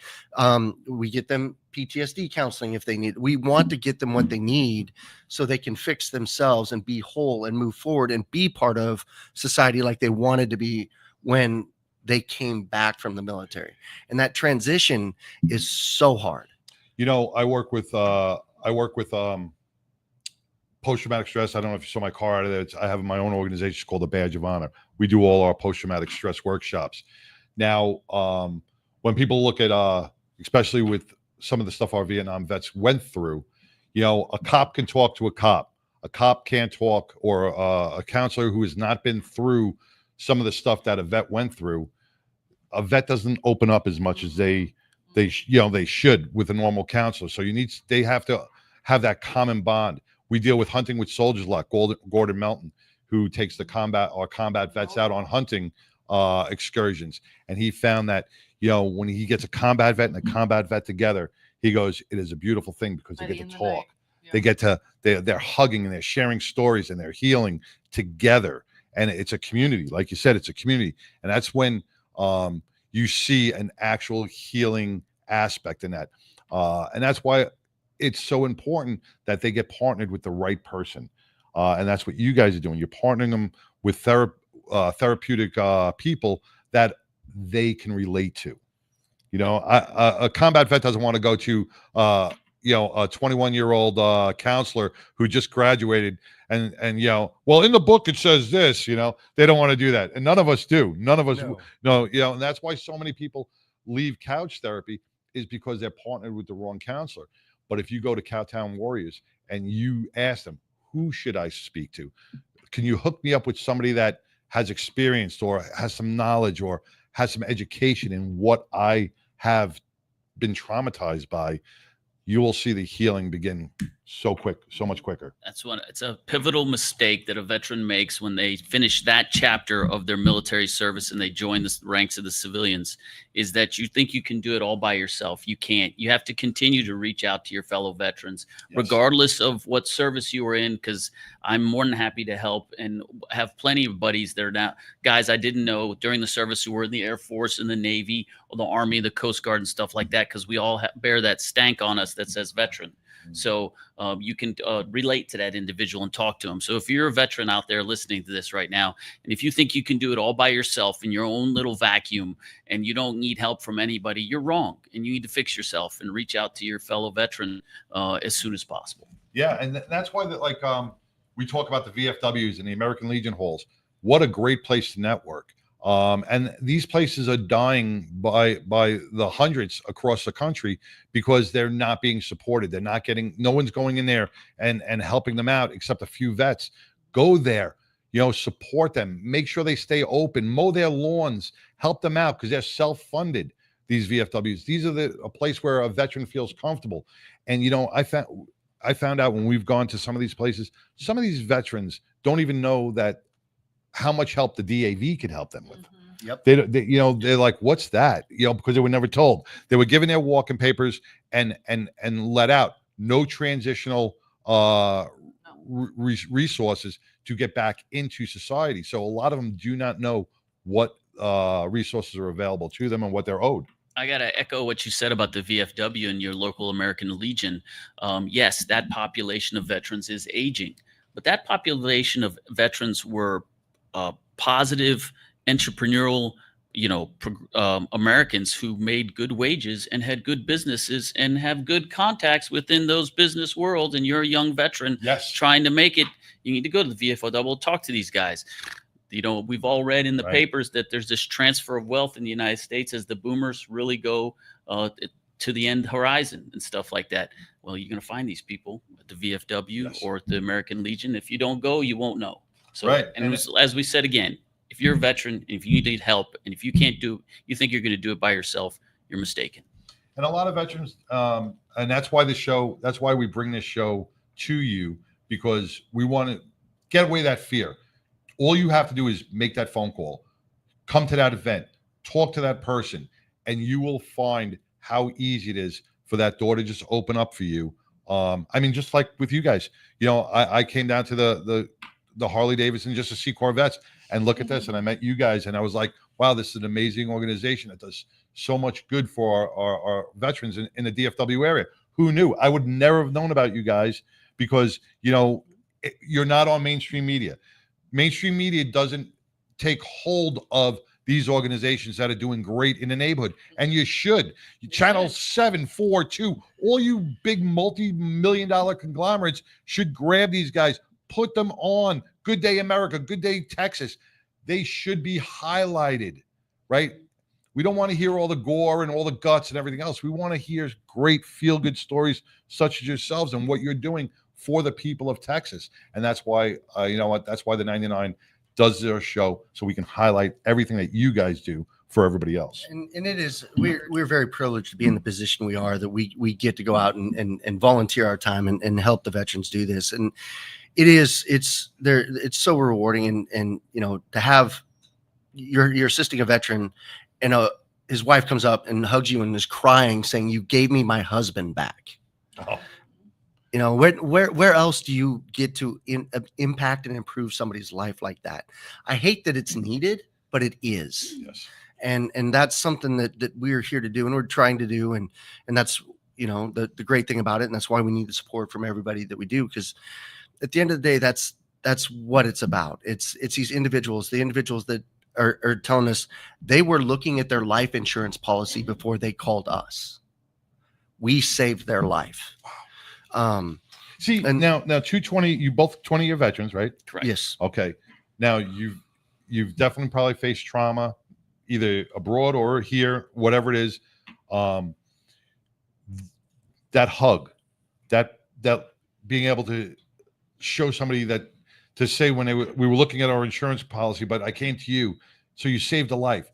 I'm ready to tear up because that is so impactful. When you can make a difference in somebody's life as impactful as that, how healing is that for you guys? It's tremendous. We having served, it's the Cowtown Wars, we call our board meeting. It's kind of our therapy meeting as well, because you've got 9 Marines in a room. You can imagine lots of crayons. Yes, lots of crayons. So donate crayons for these meetings. And we get to have our conversations, but we get to do this good, and it helps us, right? Yes. It helps us keep moving forward. It's a greater purpose, and to be able to impact and change lives like that, it's just such a wonderful thing. And I greatly appreciate all of our donors that give us the opportunity to make that level of impact. We don't, when you talked about buying a new house for an older couple of Vietnam, that actually their home, when we went to look at it, they were just wanting repairs. They had buckets with different colored towels, so they knew where to put the bucket when it rained. A Vietnam vet was living in that. And now it's a mobile home, but it's a new home to them. They were living in a mobile home before, but the lady calls it her castle now. And to a lot of people, that's not a castle, but to them it is. And to be able to make that impact. I actually talked to him on the phone about a month ago. I made him go to the VA to get new hearing aids, and he called me the other day. He's like, "Now I can hear everything she says." Thanks, Bart. Thanks, man. Thanks a lot. Well, it's got that volume button. You can just turn it down. You know. He was actually like, "Thanks, Bart. Thanks a lot." You know, it's funny you should say that about the veteran living in the leaking trailer, because I had the opportunity to visit the Navajo Nation last year, and they had one of the last remaining code talkers out there, and we were able to visit with him for a while. And what they live in is an Adobe huts. And if you don't know what an Adobe hut is, it's kind of a circular, almost looks roundish, and it's made of mud and cement, and mud and straw and everything else. And he saved so many lives in our U.S. military. These code talkers, that he sat on a broken chair in the corner of this Adobe hut with rain coming in, and nobody was helping him. He would get people bringing in a little bit of food every now and then for him, and he just passed away this a couple of months ago. But it's a shame to see a veteran who's served this wonderful country in dire need. So that's where we step up. That's where we as a community, they served us. Now it's our time to serve them. To come out, thank them, pay for a meal, mow their lawn, donate to organizations such as the Cowtown Warriors, so they can continue their fight in helping all of our veterans and their families throughout the DFW area. How can people either volunteer, donate their time, or help you guys with your mission? Well, the best thing to do is to go to our website, cowtownwarriors.com. There's multiple donate buttons there.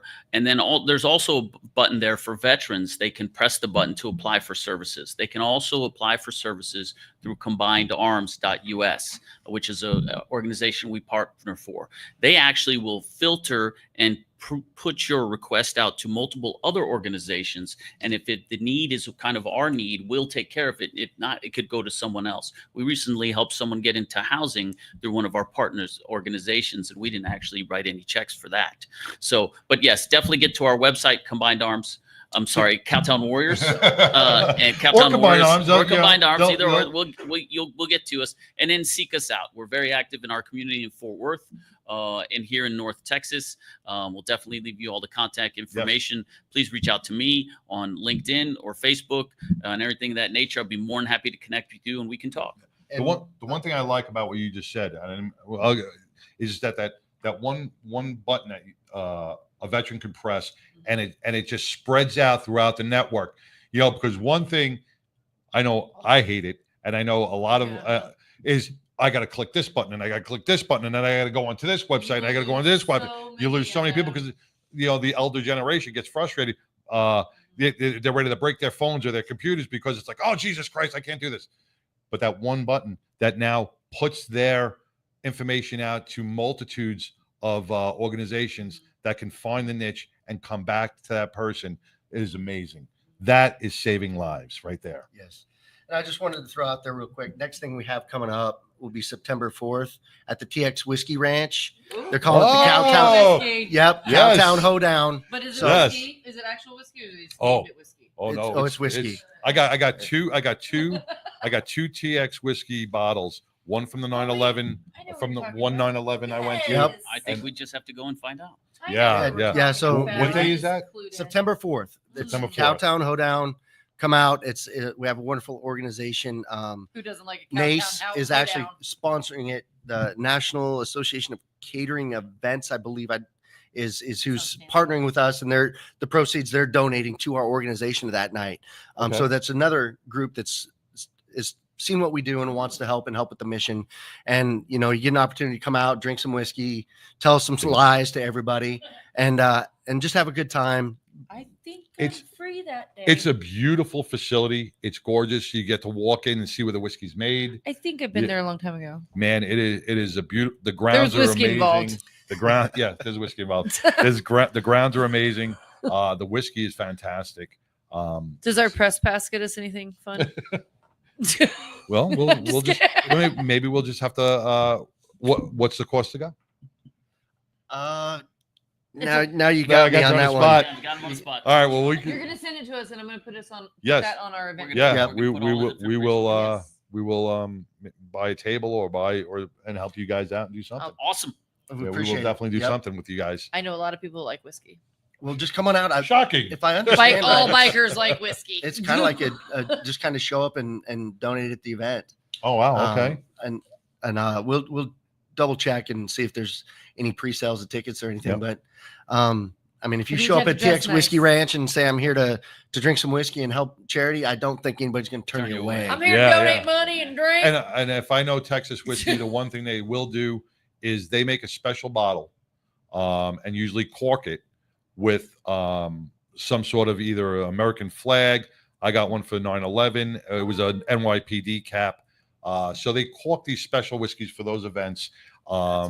And they're you bring them home and you keep them as keepsakes, or you can drink them on special occasions and make a very, very special bottle of whiskey for those events. And hopefully they'll do the same thing. You purchase it and it goes back to to Cowtown Warriors. And as we mentioned before, in February, our seminal event, the last Saturday in February at the Fort Worth Club in downtown Fort Worth, Black Tie Affair, tables. Whoa.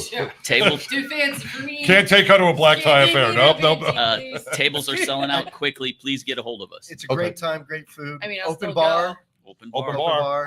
Okay, I'm in. And we're very fortunate. I have a pretty dress. For those of you that are familiar, Don Graves usually attends our Yes. event every year. Oh, Don. He sits at my I know table. me some Don so he Graves. sings the national anthem. Oh, yeah. God bless America God bless for America. us. Yeah. And we always get great guest speakers, former commandants of the Marine Corps, Chairman Joint Chiefs. Chairman Joint Chief Staff. It's Okay. a great event and I'll a buy a great dress time. just for you. Well, make sure you send us all the information. We will get it out on all our social media platforms, and maybe the 99 will be blessed to come over in February and have a Do you have a table. suit? And You got a suit? this is my You suit. got a suit? You got a tie? Listen, I'm Italian. I got a You take freaking him suit. shopping? Of course I you got a got a freaking suit. You got a freaking suit. It's an old suit, but I got a suit. It's just- Probably don't fit No, into but that there's suit a no more. difference between a suit you wear to court and there's Oh. In an Italian family, that's right. You got a court suit and a burial suit. Which one should I wear? and when you, well, I'm sure your grandfather probably wore both of them. Huh? That's right. It's double-breasted. Well, I want to thank both of you gentlemen for everything you do for our veterans and the community. Yes, we do. And the Cowtown Warriors. And we will be sure to share everything and support you. You are now part of the 99% Radio Network family, so please feel free to come in anytime you have an event, anytime you want to promote something, because when the rubber meets the road, we all make a difference together, and that's what it's all about. I want to thank all our veterans, and I want to thank everybody who supports Cowtown Warriors and Combined Arms. I got to give Gus a big shout out. Combined Arms. They do some wonderful work up in Rowlett and the Rockwall area as well. So stay tuned because we got more. We got teddy bears and puppies. we got teddy bears and puppies coming up right here. We'll be back right after this. Don't go away. I was in an accident 12 months ago to the day. I was driving on southbound Santa Fe, and somebody did a suicide left in front of me, and I T-boned him at 45 miles an hour. From that point forward, I don't remember anything for the next 18 days because I was in a coma. She broke 9 bones, lacerated my spleen, put me in the hospital for 21 days. I remember none of it. Biker Down was founded in 2011 after riding several rides over the summer and seeing tragically my friends get injured, and I felt that there was a need missing in Denver and in Colorado for an organization that helped the biker community. As you may know, the bikers are one of the most charitable entities out there, and what we do is provide them a variety of services such as medical equipment, financial assistance if necessary, and a plethora of resources to help them stay afloat during the hardest time in their life, which is their recovery. You know, my biggest hope is that I'll never get another phone call that a biker's gone down, but that's not realistic. So I think my true realistic dream is that we can help as many as we can help. because it is life-changing for them. Certainly donating and volunteering your time. And even if you can't do that, attend our events. Attend our event and get a $20 t-shirt for your $20. Those kind of things make a big difference in a small nonprofit like ours.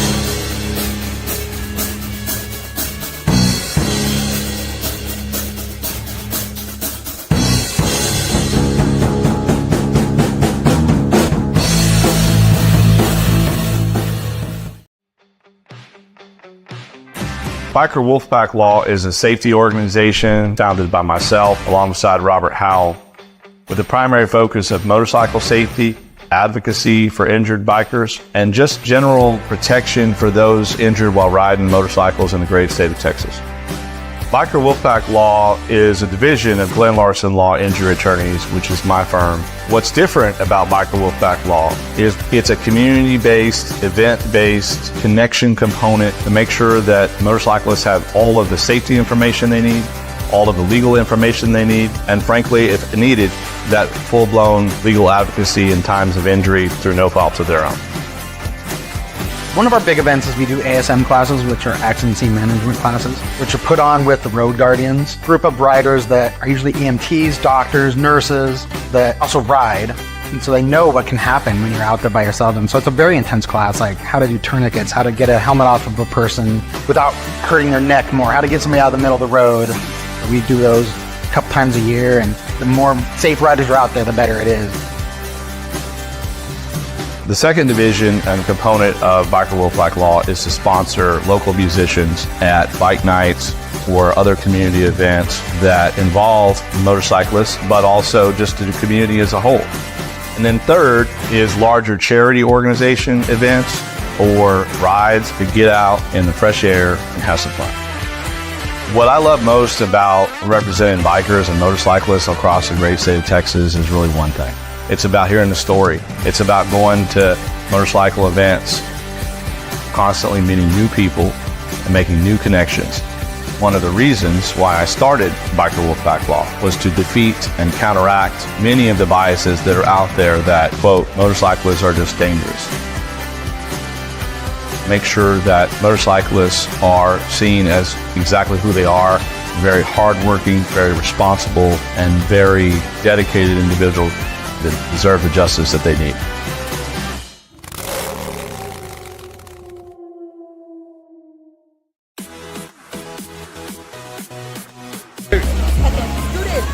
Hey, I'm Amber. I'm with AM Special Pickles, and I ride with the 99.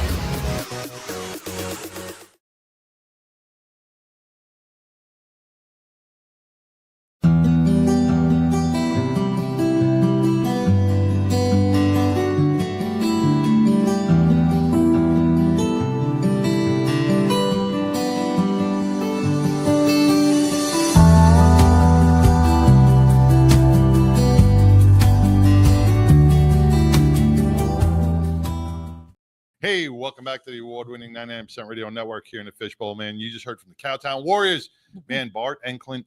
They got some amazing events to help support our veterans coming up. You will see those on our social media or on our Facebook page. He's looking at me because I do that. She does that. She takes care of all that. But yeah, It's like, are you? Yes. yeah, the Texas whiskey event is going to be amazing. I've been at They have one. my whiskey. I've been at one of those events, and they are amazing. It's a beautiful facility. It's over a golf course, and it's just gorgeous to walk around. And they got fire pits. They got a big deck. Yeah, and they you seem get to pretty sip. fancy. They came to our show in suits. I know. I thought that was like the Like, ATF. have you or the- watched our show before? I thought and one guy had a badge. I thought we were gonna get out of here in cuffs. Well, we've had some popos on, and I haven't left yet in the cuffs. Yeah, we've been doing I mean, I pretty maybe good. left with cuffs. The girl in Thin Blue Line. I'm just Oh. kidding. But I want to hear that story. Just kidding. It was a Cuffs is my girl. She's cool. I like Cuffs. I'm hoping for more. There isn't. All right. There's That was a not. real boring story. That was was a it. boring story. That That was a boring story. No. Well, I want to welcome you to the segment Hemp and Hounds, man, with Billy trying to- Ball. trying to get the hound Billy, over what's going here. on? What's up, y'all? We got a hound over here. His name is Snow Dirt. Just checking out Chance. Snow Dirt. If you're fancy, it's Snow Dirt. Snow Dirt. Yeah, it's like if you ever seen that movie Joe Dirt. Yeah. Yes. So that's what he's named after because he's Snow White, except he's got that little patch of dirt on him that looks like dirt. But oh my God, he's such a good boy. He's about 9.5 months. He came from someone else, a different breeding situation. He is staying close to your scent over there. there. He's a good boy though. He'll come up here. But he's very aware. He's looking around. He's feeling out. He's feeling it out. He'll be up here in a minute. He's got these beautiful blue eyes. Yes, you do. I see you, buddy. But yeah, he's one of mine. Came from an unfortunate breeding situation. Okay. There are some breeders, and I don't consider myself a breeder. I mean, you got a boy dog and a girl dog, and they like each other, and they do stuff. The birds and the bees. And then all I do is just love them and take care of them. But there are some breeders that when a litter is born, if they're not perfect or what they want, they will dispose of them. Oh. And I mean, look at him. He's beautiful. If my dogs played nicely, but they don't. One thing about your organization, your breeding, and I don't even want to call you a breeder, is because breeders have such a bad stigma attached to That's it. because you have an agenda. Yeah, you're more of a loving comfort home, because I've seen videos, and You're they a are natural dispenser. Yeah, they are just heartwarming. All your puppies love you. None of the puppies are kept in cages. None of the puppies, they're all loved. I think they all sleep with you. Yeah, pretty much. They have the choice. They can sleep with me or, outside. They have free reign to do whatever they want. But, like there's you see so him, many jokes at that last conversation. Right.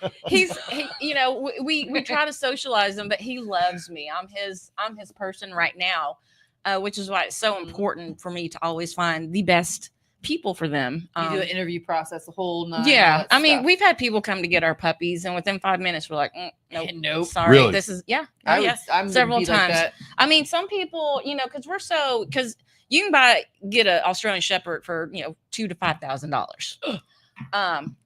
You can get ours for way less than that. But some of the older ones that we've had for a while that we've worked with, these are the ones we want to find people that we specially pick out because they're just such good dogs. Like this one, he's so smart and he's so sweet and he's so good with other dogs. He doesn't know and like the puppies. He doesn't Come yet. here. He's still he's like, what? I've been trying for 20 minutes. And it's always like come that. a pit bull already. It's like when you really want it, they're like, no, come get me. But he's just a good boy, and I can't imagine anyone disposing of him. It's just ridiculous. Everyone deserves a chance. Everything. One of his brothers that came with them from the litter, he's blind. And you know what? That's okay. That boy is like my shadow. Dogs don't know. He doesn't know. He's still, I mean, he's got like partial vision in one eye, but he's super sweet. Did you call him Sideshow? Was that Sideshow? I've been calling him Stevie, but I might start calling him Sideshow now. Yes. And his sister, I sent you that picture of Maddie earlier that she looks deranged. She's just the sweetest. And she's just got like a little ear thing wrong with her, but they're all just such good dogs. And it's how it's just like people, how you treat them and they respond back to that, right? Because animals, he's just I bet you'd come apprehensive over right if now. I had a chicken nugget. Oh yeah. Bet He's you like, would. did you say chicken nugget? But he'll come right over. He loves Chicken peanut nugget. butter. But see, with people, all my babies seem to be really calm. They just because that's how I raise them. Now, when there's other dogs around, he's all bananas. Because today I had my Goldilocks, my Billy Locks costume ready, and it had a little teddy bear attached to the apron. Okay, so I go to take a bath and get ready, and when I come back out, the dress is gone. Because one of the dogs, I don't know if it was him or one of the other ones, had taken the dress outside and tried to bury the teddy bear because that's what they do with their levies and plushies. And they'll just like bring a whole bunch of leaves.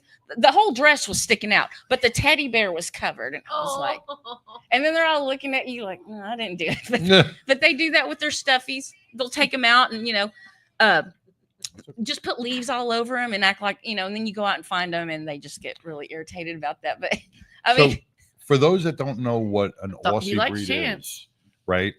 If you get that dog to come over there, I'm gonna be so pissed. He's blind. every Aussie you've brought in here for the last couple of weeks has been so gentle, Mhm. kind, Mhm. and has worked and has actually socialized very well with all our guests that were in the studio. Yeah. As you can see, they're not hyperactive. They're not aggressive by no means. No. They are very loving, inquisitive. He's looking at Chance going, more like a he's cat. like, what do you got? He's very inquisitive puppies. What more about Aussies can you tell us? So Australian Shepherds, they're known, they're a herding dog. So if you get up to try to go somewhere, he'll be right on your heels, like trying to get you. Most of the dogs do that. They are bred to herd animals, to be farm working dogs. But let's face it, my spoiled ass babies ain't gonna go work and do nothing. they just like to be pet. The one I brought last week, Trevor, who sat right Yes, here at the microphone. At the mic, his tails was docked. So working dogs, if it's a true working dog, their tail is going to be docked because they don't want, an animal to grab it and Right. drag them away. So they also get their dew claws docked up here so they don't get caught on anything. But it's a preference to be an actual, everyone's so bougie and bajiggity. He's an Australian Shepherd. He's not an AKC registered one because he has his tail. But the one, like I said, the one last week without his tail, like he's doing the little beauty shimmers, and I want to get him a little belly dancer thing to put on.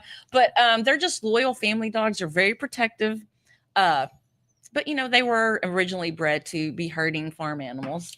Now, as for what we discussed before with our veterans, with as comfort dogs or therapy dogs, or I don't know how they are as actual service puppies, because there is a difference between Correct. A therapy dog or a comfort dog, you Mhm. want to call it, and a service dogs are and comfort and a dogs. service working dog.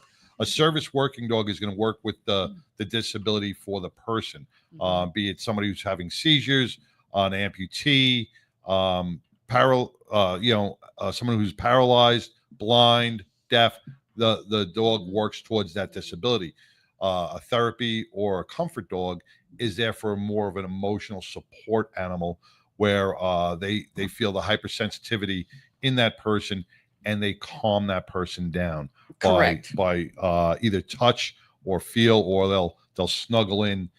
And it's been proven that petting a dog for 2 minutes will lower your heart rate by 20%.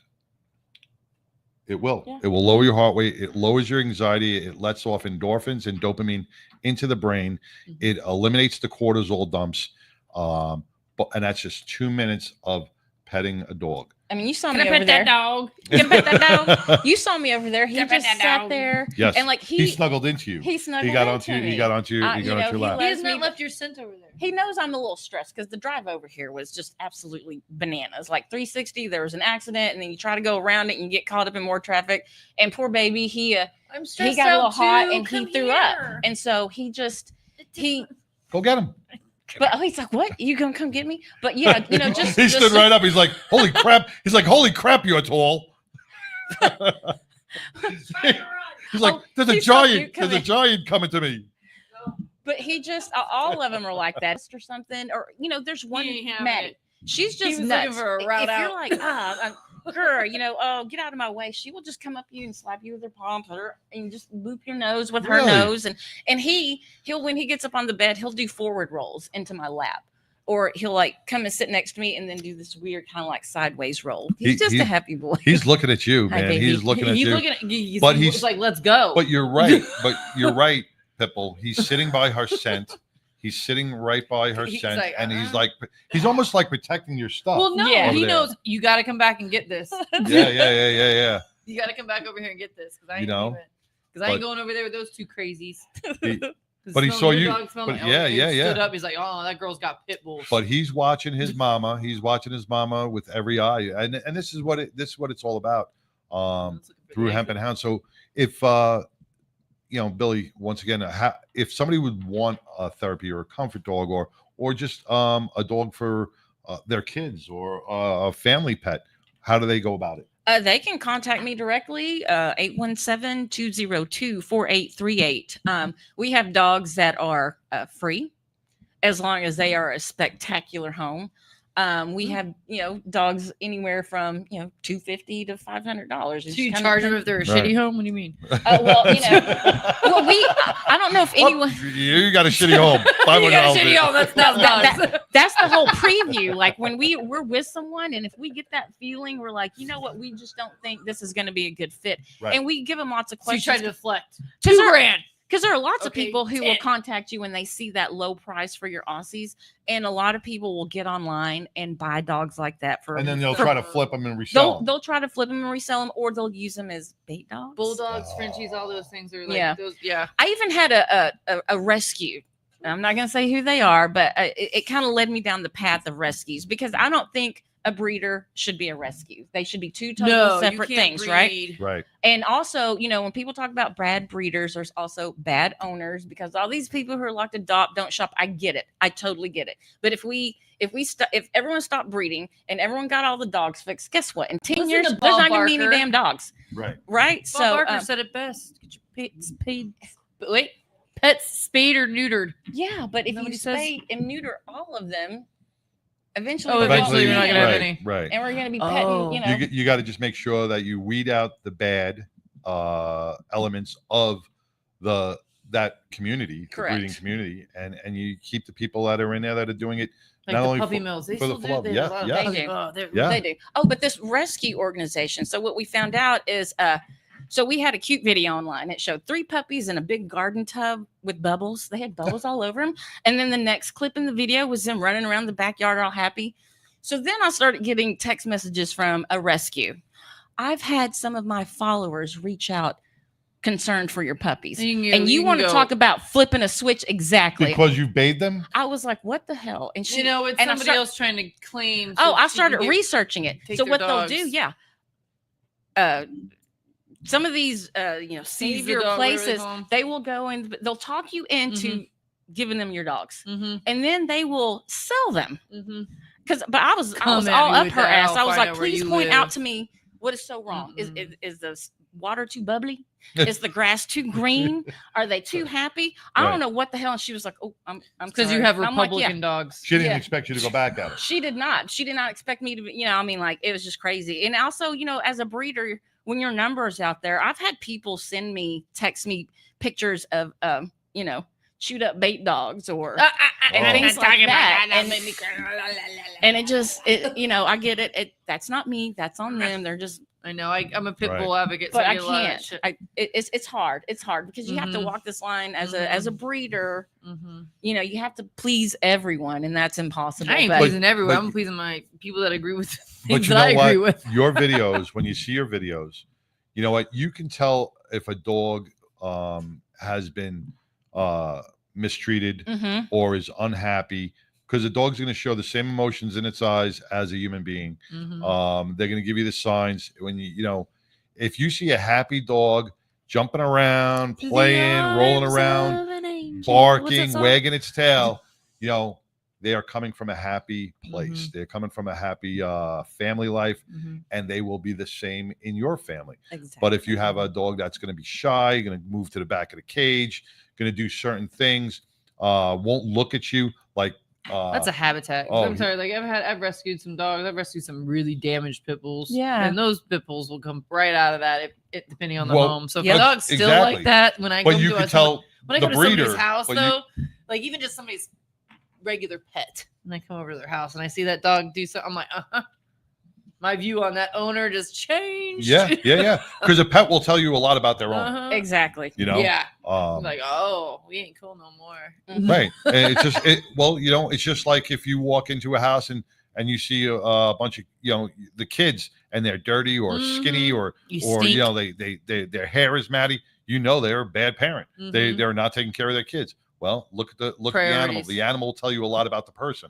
If the animal's taken care of, if it's clean and a coat is nice, it's being fed well, that will tell you everything about the individual. Absolutely. And I'm sure Tigger's taking really good care of you. I know I have a good coat. I have a pretty decent coat. Tigger's right? taking really good care of you. Yeah, I'm allowed out of my cage every once in a while. He's potty trained too. Yeah. And, you know- Sometimes. Occasionally, you know, with the us doing the hemp stuff too, it's so beneficial for the dogs. And you know, like every week y'all are like, I mean, "Damn, I you love dug that I it?" can smoke with No. my dog. Right. What? Last time I gave him CBD was 2 days ago because we had to give them a shot. He was getting a bath. He was getting other things. So we give him a little CBD, let it do its thing, and then we bathe him, gets a shot, gets brushed, and he's fine. You know, it's funny you brought that up because I need Charlie. you to do that with my big dog because it's a big dog. Well, Charlie had another seizure this past Saturday night. Had a bad seizure. Started off really slow, and then he went into this huge seizure.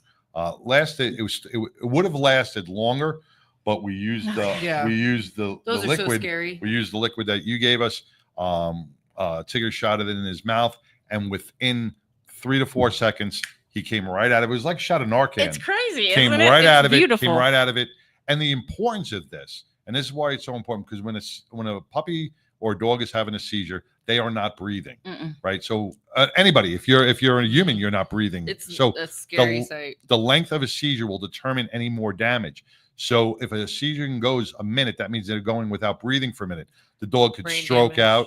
The dog could go blind. There are things that could happen to the puppy. So what the liquid you gave us, saves him Yeah. from going, and then he'll just shake it off. And Yeah. he'll walk around and they'll be fine. And you're still a mess. I'm still You're a mess. still a Yeah, mess. yeah. You're like, oh God. Yeah, He's we're like, still a what? mess. Just give me But some we're bacon. kind of lady. getting used to it. But it's okay. That's something that we, some dogs have seizures. They do. Ours has one now once a month. It's the 4th week of every month, and we don't know why. It could be the alignment of the moons. It could be the atmosphere. It This could time be of the anything. month, It could be that time of the month. But some dogs have multiple seizures. That is not the reason to put a dog down either. No. Some people just will put a dog down because the puppy's for having sure. seizures. I can't deal with it. Yes, you can deal with it. You call Billy. You say, Billy, what could I do about this?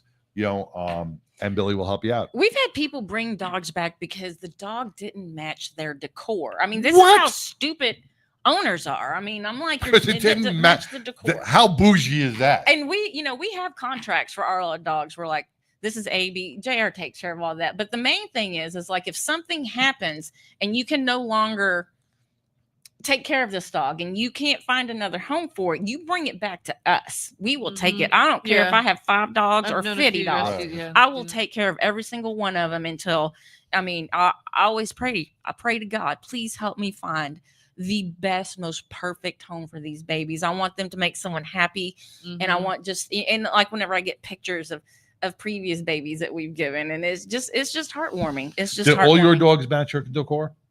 Yes, they're very rough around the edges, and they're all pit bulls. You dress your dogs up for Halloween, don't you? If I can get him in something, I would. I have little bat wings for all 3 of them. Do you? Well, big bat wings. Yeah. Because you got big dogs. I get 2 pit bulls and a pit bull Rottweiler mix. Wow. Nice. Yeah. Nice. I got a bunch of bitches in my house. Me too. I got Springer, sorry, man. Once again, sorry. so many. All right, we're gonna wrap up this segment because we're gonna come back with the Tattoo Mark Foundation. Tattoo Mark's got a special guest, Madison. She's gonna be at our event on Saturday as well, and a special little teddy bear surprise right after this. Billy is gonna join us for the Mongo log when we talk about. We're gonna get onto the hemp aspect of that. Yeah. So a little later on in the show, but we're gonna take a quick break. We're gonna bring on Tattoo Mark and Madison right after this. Smell that barbecue from here. Lone Star Cuisine, the ultimate food truck for all your upcoming events. Randall Thompson takes pride in all his food. Give him a call. Book today. 817-500-1033. Leather Up will keep you safe while looking great with a huge selection of armored and casual flannel shirts. From beaded to sleeveless, Leather Up's got badass gear for all riders and all seasons. Leather Up with 3.5 million customers since 1999. Iconic biker brands like Milwaukee Leather and Hot Leathers to give you the largest selections anywhere. Comfort, variety, classic styling, and affordability with free same-day shipping on orders over $100. Visit leatherup.com and use the promo code MAYHEM for 20% off.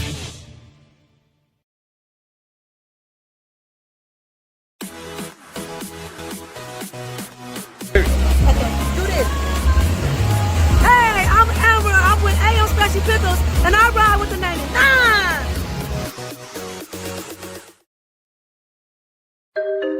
I was in an accident 12 months ago to the day.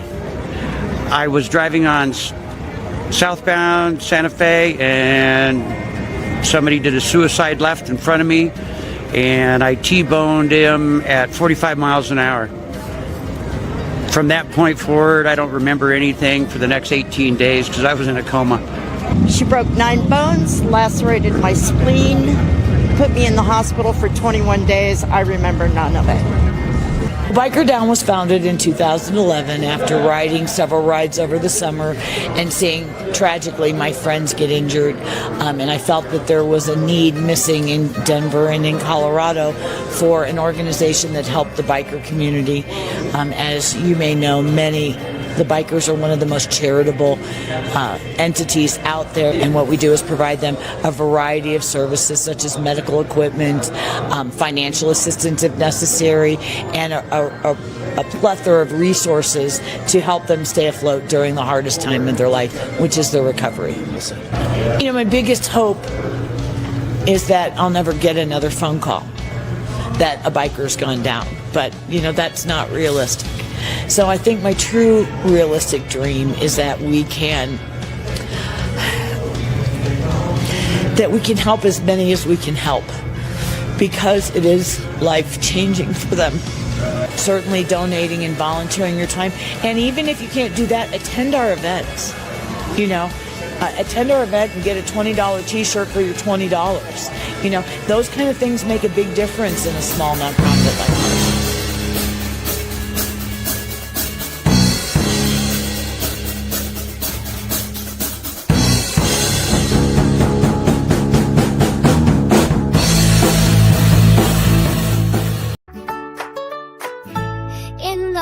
Where kids fear to tread, tattoo mark foundations, presents bed with teddy bears and hugs so warm, battling illnesses, they're not alone for long. It's all about the kids, it's all about the kids. The Tattoo Mark Foundation brings smiles across Texas, teddy bears bring smiles to kids in beds. Foundation with heart won't let them be separated. Families gather, friends lend a hand.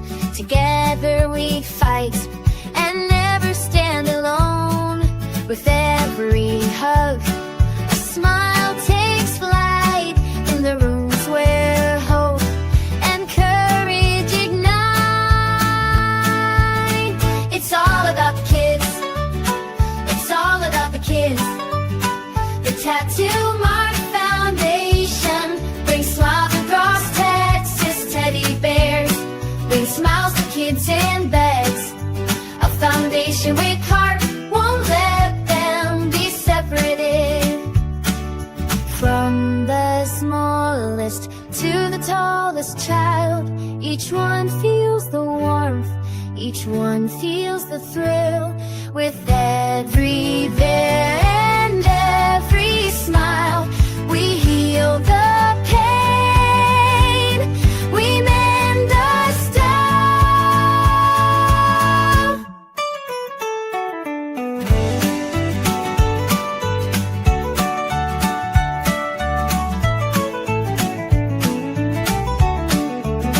It's all about the kids, it's all about the kids.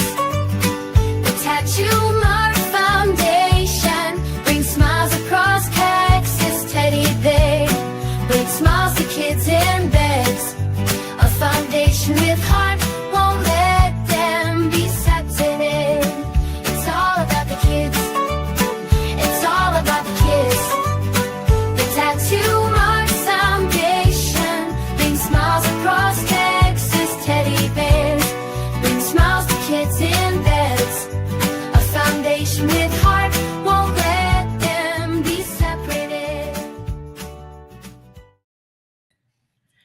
Hi, welcome back to the 99% network. All right. Hey, Yeah. Yeah, welcome back, man. We are here with Madison and Tattoo Mark with the Tattoo Mark Foundation. What's up, guys and girls? Oh, we're just here to have fun. What's going on, Madison? Talk to me. Yeah, that's right. What are you here for? I'm here for Tattoo Mark. Awesome. And what are we here for? For the kids? Yes. And what are we going to do for the kids? Get teddy bears for the kids? To give 10 teddy bears to the kids. Awesome. Yeah. Now, Madison, I got to ask you a question. Did Tattoo Mark make you wear this cowboy jersey? No. No. Who's your favorite football team? Mike Kislak. Oh. I think somebody got paid for that. Kiss. There you go, Kiss. That was not a paid endorsement from Mike. Yes. The check's in the mail, Mike. The check's in the mail. I want to give a big shout out to Mike Kislak. So thank you so much for giving me the special heart to yours. Oh, that's amazing. Oh my God. That's great. Yeah, Mike Kislak is probably he's a Dallas Cowboy, retired. He has got one of the biggest hearts, most generous hearts out there. He's going to be playing in the Celebrity Softball. He's going to actually be managing one of the teams for the Celebrity Softball Classic on October 4th. And it's all about the kids, and that's what Tattoo Mark brings. You're going to be on. That's the team you're covering. I am on Mark's. I'm on the white team. You're on the white team. I'm on the blue team. I am on Mike's team. Are you coming to that? She'll be there. She'll be there? Yeah. I'll be on the white All team. right. See where you got your jersey. Nice. What color jersey did you get? Blue or white? Ah, you're on Oh, my team. you're on Pitbull's team. Yeah, you're on my team. You're on my team too, baby. My team. Woohoo! So once again, man, it is all about the kids. And this Saturday at All Storage right here in Hewlett, we are hosting. Well, Tattoo Mark is hosting. Oh, we were in Bedford. It's up the block. It's Where are we? We are in Bedford, but that is It's right down the road, Right down the road in legit. Hewlett. Tattoo Mark is hosting Summer Bash for the kids. Mark, tell us a little bit about that. Well, you know what, guys, I'm burned out, man. I've been going through a lot to set this thing up, and it's well worth every minute and hours putting in to this thing. And Pitbull, I can see, yes, it does take a lot to set up an event. You're absolutely correct. It's not easy, but you know what? Drop. Pitbull, you're correct. But- Can we get that as a drop, please? But you're I going to be do- playing that for Springer all the time. all the Pitbull, you're time. correct. Pitbull, you Pitbull, you're are correct. It's going to be the ringtone. But I had some amazing help from Dylan from All Storage, man. Without Dylan, I mean, I couldn't do this by myself. There's no way. Like I said, I am worn out, burned out, because we're still working on stuff to finalize it. And Almost here, though. it You're gonna is, see the you know, reward it is very shortly. very rewarding. You know, I'm very exciting. We got the car wash right next to us involved. We're gonna have jumpers, amazing food from Lone Star Cuisine. Yes, they We're got gonna some have good the Lone Star barbecue. cheerleaders coming out for a couple hours. They're gonna be out there performing. We got Celeste Marie Wilson. She's gonna be performing. We got the 99% radio. We're gonna be doing We a will be live there. We'll be there. broadcast from there. Yeah, we'll just be spinning some tunes. some I'll be eating tunes. barbecue. tunes. Yeah. Oh, I won't boy. be spinning But, tunes. I'll just be eating barbecue. But yeah, you know, it's definitely rewarding, you know, and yeah, it's all about the kids. And Yes. this is what I strive for every single day. I tell people I will give my last shirt off my back for a child. And right now I am giving this Plush and Rush hat to my cheerleader. Right there. Aww. And she also got a bear from the green team over there. Thank you, Tamika Manning, for the green team. Gave her that bear. And she's Madison's my Dallas Cowboy cheerleader. I met Madison about 3 years ago with Ian Angel, with Denise Kaufman. She's another amazing person that puts a lot of stuff together for the children. And I met Madison, and Madison was out there doing her cheerleading. I'm like, that's going to be my cheerleader. And ever since, me and Madison, we just hit eye to eye, and we became buddies. And She is my Dallas Cowboy cheerleader, and I love her with all of my heart. Thank you, Taxi Mark. Just like a cheerleader. I know, right? Yeah. Yes. You Like You have spirit. a knack for radio already, Madison. You are just right on there. Thank Watch out, you. she's gonna take Tell my job. Madison, tell us what your feelings are for Saturday. My feelings for Saturday is by giving these teddy bears to the kids, and I love them. That's awesome. It's gonna be a fun day, isn't it? You know, Yes, it will. what does a teddy bear do for you? What does it do for you? Does it give you comfort? Does you hug it? You happy. make you happy? It gives me like it makes me feel loved and comfort, and I just love these bears right in front of Well, me. you got a big bear behind you. Yeah, we You got got a big bear coming Teddy up the bear's behind you. behind you. You got a Yeah. big bear coming up behind you, Madison. So, Man. Sideshow and the Pitbull. Saturday, we're gonna be out there.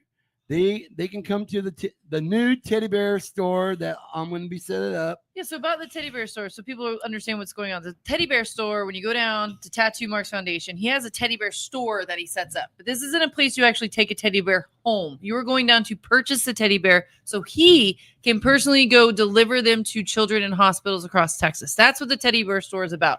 So you go down there, you come down to Tattoo Marks Foundation this Saturday at All Storage, you purchase a bear.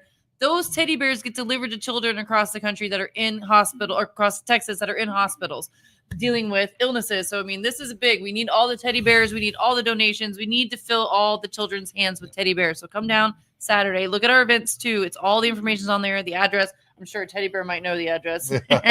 So Madison will be working inside the booth. So come on out there, purchase a bear from Madison. I mean, there's different ways to purchase bears now, guys. It's very simple. You can go to www.tattoomarkfoundation.com, make your donation there, or you can call Plush in a Rush, contact Tammy, Plush in a Rush. That's on Tammy your or house. Todd, make your donation, buy the bears, and then Tammy and Todd will contact me and I'll go pick them up. So that's all you gotta do is make one phone call and I do all the rest. Now, Mark, I know Pitbull said you can purchase them, and there's a reason you have to purchase them at the event is because these bears are going to the hospitals They have to be brand new, unused, because and they're going sanitary. to They have to be sanitary. Yeah. They have to be sanitary. So we don't want you kind of don't want store bought because you don't know what was in the store, what kind of packaging. Mark brings sterilized teddy bears to these hospitals so that the kids are getting fresh. There's We do no chance have of some MCs that are showing up the day of that I've worked with that are bringing teddy bears, but they are going to be wrapped in plastic. Yes. They are going to be contained. They're not going to be exposed because they're going to be riding them in on their motorcycles. Well, they go to those. They'll go to the children Mhm. that aren't fighting. Critical. I mean, there's critically. different levels. There's I'm different sure levels. that Yes. which, Mhm. yeah. I Right. mean, So you can bring a teddy bear. You can bring a teddy bear that will tag just go, on wrapped. It Yes. cannot be just an exposed teddy bear that's been dropped on the floor and stuff. It has to be like pretty sanitary. Right, because teddy bear. you wouldn't want your child to get a bear that smells like cigarettes. Yeah. Right. Come on No now. garage sale teddy bears. Yeah. And now, how many? No Aunt Susie teddy bears from her collection of Beanie Babies. How many different hospitals this year will benefit from this event? Okay, Mark? so we were at 18. We dropped down to 15 because I temporarily closed down El Paso. But I got good news. I'm picking up Baylor Scott White, and that's gonna be huge. That's gonna be big. The bear approves. The bear approves. We have a Approves. lot of hospitals. We got California getting involved, Arizona, Las Vegas, Ohio. We got the UK. I'm out of the country. All Come on, right. people. Look at that. I'm out of the country. Yeah. So I think this foundation's doing Your something bears right. got a passport Come before on you did. now. I guess I didn't even get my passport. But you know what? Stitch, thank you so much. Wait until you see the custom bear that I already customized a tattoo one. It'll be there Saturday. It's unbelievable. You guys are gonna say no way, but I did it. Yes. It's already been customized. But thank you, Mom, for making those. Thank you, Ma. Lovely bears. Do you call them berries or They're Stitch dolls. Sir Stitch. Sir Stitch a lot. Sir Stitch a lot. They are made by Peter Colley's mom, Stitch. We call him Stitch. His mom, she is mum, right? It's with a U. It's with a U, mum. Because it's foreign. She stitches these European. dolls together, and she gives them out to children that have been abused, neglected, been bullied, and now she is taken to that next step where these dolls now can aid in the comfort of a sick child. Right. So they have a very special meeting, a very special code of ethics that Stitch follows when he and his mom follows when they prepare these dolls. What is the goal, Mark, for this year's dolls? Well, we need help badly. I mean, really bad, because we're getting down to crunch time. We're in August, and we're gonna stop in the end of November because our first week is going to be in December. I think we're going to do Cooks December 5th. We need a lot of bears. We're only at like about maybe I think 17,000. I mean, we need a lot of help. So please do me a favor, make a difference in a kid's life. I mean, you go buy a cup of coffee every morning. Maybe put that towards a kid. You know what? Because you're putting a smile on these kids' lives. And what's better than to put a smile on a kid's life with a teddy bear that brings them comfort and joy? And it's making Madison smile, right? Oh yeah, Madison loves me. But no, you know what, guys? Just going out there and do what your heart tells you to do. That's all I got to say, you know. But you know what? The 99% Pit and Sideshow, you guys been amazing. I mean, you are. Whoa, wait. No, you are. You know, Pit. Like I gotta abbreviate. Hey, Pit and Sideshow. Pit and Side. Like you know. I don't have to. I'm gonna just start calling you Ma. What's up, Pit? Hey, what's up? No, but you guys are definitely amazing, and I love you like a family, and you're just great. Now there is another aspect to this. You know, we want to make sure that every child in every hospital throughout the 15 here in Texas gets a teddy bear. But there's also a little special meaning too. If we can break the world's record in getting all these teddy bears together, and that will bring special meaning for these bears when they hit these hospitals, because now a child knows that they're part of the Guinness Book of World Records of getting one of these bears. So what is the Guinness Book of World Records on bears, It's Mark? 20,307. 20,307. We need to break it. I think if we can all put ourselves into it like a team, I think we have a chance to do it. I really do, because God's telling me that we got this, and I think we got it, man. And because Got you sick. and man, we got those Harleys coming in, rolling in with teddy bears. We got the Cowboys Car Club with bears. Everybody's gonna have bears. I think we're gonna have Glenn it. Larson with some bears. Glenn Larson with bears. So, but you know what? It's a team effort. It is. And you know, when you speak about a team effort, it can't go unnoticed that All Storage, where we're hosting this event this Saturday, you know what? 17,000 bears, 20,000 bears needs a place to be stored for this, for this distribution. Genius. Right? You can't put these in your house. You can't put them in your apartment. You can't just put 20,000 bears in your bedroom, right? Well, So- some do. Some do, but all storage, They have a TV just show like on Glenn TLC about Lawson, it. just like Glenn Lawson, a lawyer with a heart. The all storage Hold on, facilities. say that again. A lawyer with a heart. A Now lawyer that with a is heart. something right That's there. heavy. A lawyer with a heart. And But we got him right here on 99. yeah, The one. all storage is the same thing. It's not one of those storage places that just gives you the key and doesn't care about you anymore. All storage is a community-based They give you a code. storage that opened up the doors to Mark, to Tattoo Mark, and said, "Listen, we want to be part of this wonderful event. We want to be part of the community. The community gives back to us by coming here and becoming our customers. We want to do something different." And they donated spaces for Mark to have these bears held up like a little camp in their little. I didn't want to say anything bad, but in a little camp in their storage facility. So Now I'm curious, what would you say? I was going to go someplace else, but kidding. You know, I was like, it's all about the kids. That's after the It's all show. about the kids. It's all about the kids. But that's that's what it's all about. Where the rubber meets the road, where the storage facility meets the road, And where you're the gonna have community bounce meets the road. houses. Yes, I Oh, yeah. am. You're gonna have Face bounce houses, painters, barbecues, face painters. painting. Oh, got Grabbing the everything. bouncing bear behind Yeah, us. Got a bouncing bouncing bear bear. behind us. What's Bounce bear. amazing about all storage, guys, is not only That's did where my they stuff's give at, in a me, different location. not only did they give me a 20 by 30 storage room to store all those bears. I gotta talk to you. My Okay. bill's way too high then. Not only did they do that, they're shutting down the whole facility for this event. This is a big deal to them, and they want to do it an annual thing. I got to give a shout out to Kelsey. Thank you, the owners from All Storage. You guys are amazing. I appreciate everything you're doing for me.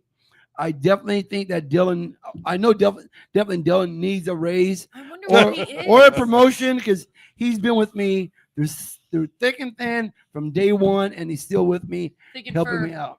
Thick and fur. Thick and fur. But yeah, they're amazing people. So anybody needs storage, hit up Alton Storage. They're definitely amazing, and it's clean.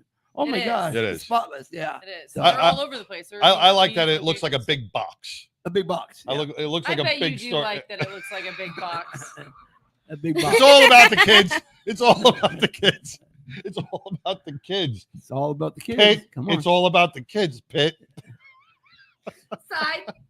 come on now. It's all about the kids, right, Madison? It's all about the kids. So Madison, Yes, it is. Madison, what are you going to be doing on Saturday to help out Tattoo Mark? Because he's gonna be a little crazy that day. He's not going to know what to do. You're going to have to guide him. You're gonna have to help them. Oh, well, definitely will. Yeah. What's You gotta your have the clipboard out. Yep. What's and you your gotta role go going to be? down. Are you going to collect teddy bears? Are you going to have people come up to you and you're going to do all what's going to go on with you? I'm gonna have people come up to me. Yeah, I think so too. Okay. Yeah. I think people are gonna Yeah. want to get pictures with you. Yeah. Yes. Yeah. hmm I think I'm gonna be going down the bounce. I'm gonna be at the bounce house. She's going to be bouncing. Oh wow. I can only do it for maybe 5 minutes because I'm old and it hurts. Also, anybody out there, come on over and take pictures with Madison. She'll be happy to take pictures with you. Teddy the bear, he never turns down kids. Make a donation, drop a bear in it, take a picture with them all.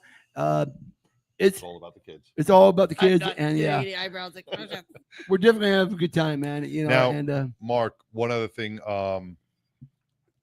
I do want to promote your foundation. You're with the Angel. Be an Angel. Be an Be an Angel Foundation. Tell me a little bit about Be an Angel Foundation. Do you know it? Oh, Yes, I do. oh okay. It's about special needs who gives out their paychecks. They help with hearing, wheelchairs, Wow. conversion vans. Conversion vans. conversion vans. The hearing aids is a big thing. Wow. Yes, it is. Okay. There's a That, lot You of do some volunteers, great right? volunteer work then, huh? If my dad is watching this, thank you, Dad, for watching it. Oh, I love that. Aw, Dad, take her out for ice cream. yeah. So Judy, so Madison, Me too. you enjoy volunteering your time and helping? Yes, I do. Like Well, pay it forward, huh? That's what I call it. Paying it forward. That's right. I like that. That's what it's all about. So come on out on Saturday to All Storage over here in Euless. What's the address? I don't have it in front of me. It's Teddy on bear can't speak. it's on Trinity Boulevard and Industrial, around the corner, right next to Star something car Car wash. wash. It's on our It's thing. right We next have- to where the Yep. burn down Oh, it's right the there. flyer up. burn down baby dolls. Help. I don't want Next to say to the other burn down word, baby but yeah, dolls. but yeah. But yes, I have the I have the flyer up. We also have it on our event page. Like every event we talk about on Yep. our show is on our event page. You always can click on our Facebook page and find all the events that we talk about. And I want to give a shout out to Pitbull. Thank you for Oh. making those awesome flyers for the summer bash. Everybody loves them, and you know what? I appreciate everything. So yeah. All right, let me just get that back up here. Oh yeah, the address is 12280 Trinity Crossing Circle in Fort Worth. 12280 Trinity Crossing Circle in Fort Worth, which is actually Euless. It's right down here it's right very down the close block from from the where we're at. studio. It's on the corner of Industrial and Trinity, right next to the car wash. We'll start a live and when we get Yep. there. You guys, Starts at 8 a.m. Goes Are we till gonna have cakes coffee? Oh yeah, yeah. The coffee will be there at 6 o'clock. The best coffee too. I'm telling you. I don't know about cakes, but coffee, yes. She meant coffee. She meant You mean coffee, right? Yeah. coffee. We're gonna It have was the best coffee in coffee Texas. cake. there. Coffee cake. Yeah. But Well, we used to once tailgate again, at the Cowboy games. We called it kegs and eggs. once again, it's all about the kids. It's all about. Once again, it starts at 8 o'clock in the morning. Come out there. Maybe we'll have some taquitos. We'll have a little breakfast. We're gonna be playing some music and singing the songs. We're gonna have a great I wanna learn time. some cheer We're moves gonna have a great time. Goes till 3 o'clock. This is a free to attend event. You do not have to pay to get in. You do not have to pay to go on the bounce house or get your face painted. But all donations are welcome. Come out. Encouraged. Come out. See Madison. See Tattoo Mark. See the Tattoo Mark Teddy the mascot bear. bear. Get a picture with them. And I think there's going to be a couple more surprises out there that day as well. Some bikes, some custom cars, and I think some other cartoon animals and people will be out there. Yeah, I think so. Oh, yeah. I think so. Yeah. I think so. What's up your sleeve over I there, think guys? so. I think there may be a few more people out there. Emily's got a lot of costumes. All right. All right. Well, Madison, thank you so much. And I can't wait to see you on Saturday again. Of course. Did you like being a radio announcer today? Yes, thank you. You're very, You mind very standing welcome. in for me when I go on vacation? You're going to be my co host when she goes on vacation? Sure. All right. All right. Now I got a reason to leave. Now I got to back up. Now you got a backup plan. All right. Tattoo Mark, man. Thank you so much once again. The Tattoo Mark Foundation. Come on out Saturday. Thank you, All Teddy the Storage, Bear. Teddy Bear. Thank you. Thank you. Thank you. Bye. Thank you. All right. See y'all Saturday. Yep. And once again, man, come on out Saturday. We're going to be back with the famous Mongolog and Billy Ball, and we're gonna talk a little bit about hemp, and we're gonna put the hounds away for a little bit right after these messages.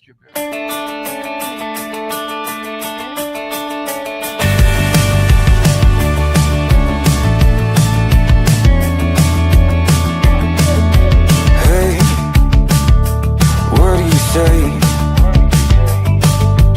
This whole town could be red by the end of the day. If you feel alright, we could throw it and drive. With the radio up so loud they can hear us from miles. Me and you, nothing to do. These days they come and go. Me and you, nothing to lose. I feel it in my soul. So let's let the good times roll.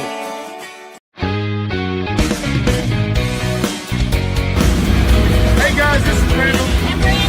And we ride with the 99.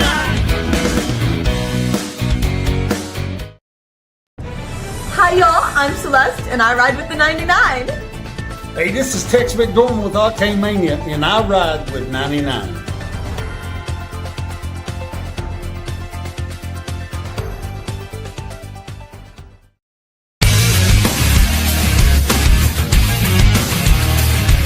Hey everyone, my name is Alex Arkangelski, CEO and co-founder of Break Free Technologies, and this is Break Free, a motorcycle helmet accessory that easily mounts to pretty much any motorcycle helmet out there, and it's the simplest way to improve your visibility day or night. Break Free's got a sensor array built into the unit itself, so there's nothing to mount to the motorcycle, there's no wiring, everything is inside the unit. It's got 100 ultra bright LED lights that light you up during the daytime and nighttime. Anytime you slow down, Break Free activates, no matter how. Engine braking, downshifting, regular braking, emergency braking. You slow down, it turns on. Break Free is a small company. We're only 4 co-founders and 1 employee at this point, and we're all passionate motorcycle enthusiasts. We love riding, and we've created this product for our community. We wanted to make sure that motorcycle riders are safe and seen out there on the roads. We saw a huge need for visibility, and that's why we've created this product. Smell that barbecue from here. Lone Star Cuisine, the ultimate food truck for all your upcoming events. Randall Thompson takes pride in all his food. Give him a call.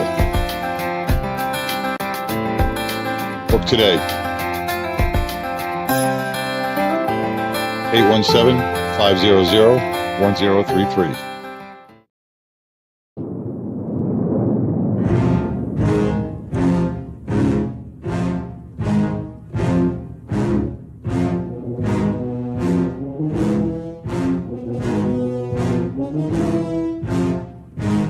Mongo! Santa Maria! Never mind that shit. Here comes Mongo!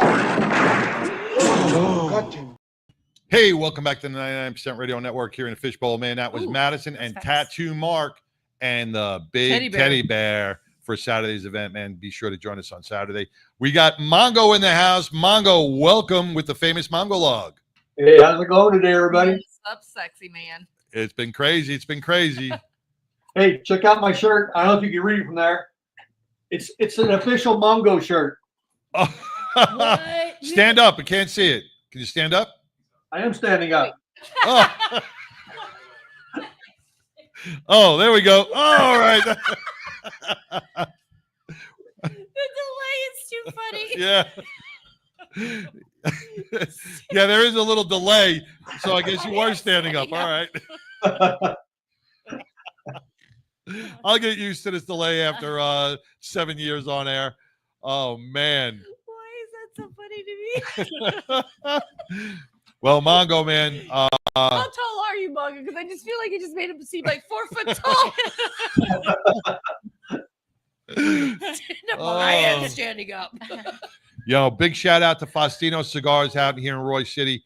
Mongo, we're gonna reach out to Faustino's because we'll need him to come out to him to come out to our I event. need a stogie roller.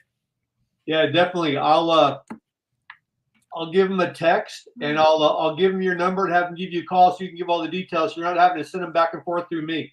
Yeah, Fantastic. just give me a contact and email. I got it from there, baby. You got it. Absolutely. All right, man. So once again, let's get into the famous Mongo Log because then we got some commentary with Billy after it.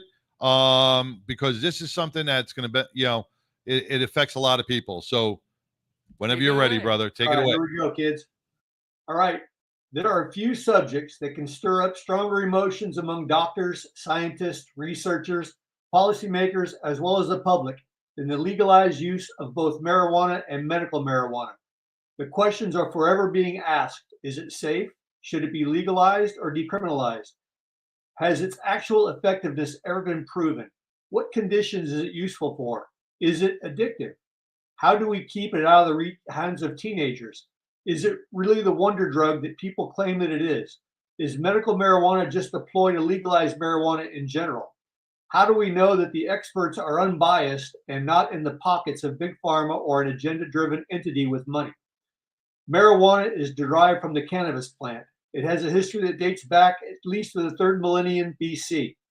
There it was used for fiber, food, medicine, and psychoactive purposes. Over the centuries, it has evolved facing restrictions and legal challenges, the latter being primarily in the 20th century. Recent years have seen movements towards its legalization in many various countries. About 85% of Americans currently support legalized medical marijuana, and it's estimated that at least several million Americans currently use it, whether recreationally or medicinally. Surprisingly or not, they're not all using it under the supervision of a doctor. According to my research, their local Dr. Feelgood doesn't count. As of March 2025, 38 U.S. states and the District of Columbia allow for the use of medical marijuana. A growing number of states now, however, allow its recreational use. But as it remains a Schedule I controlled substance, marijuana is still illegal under federal law.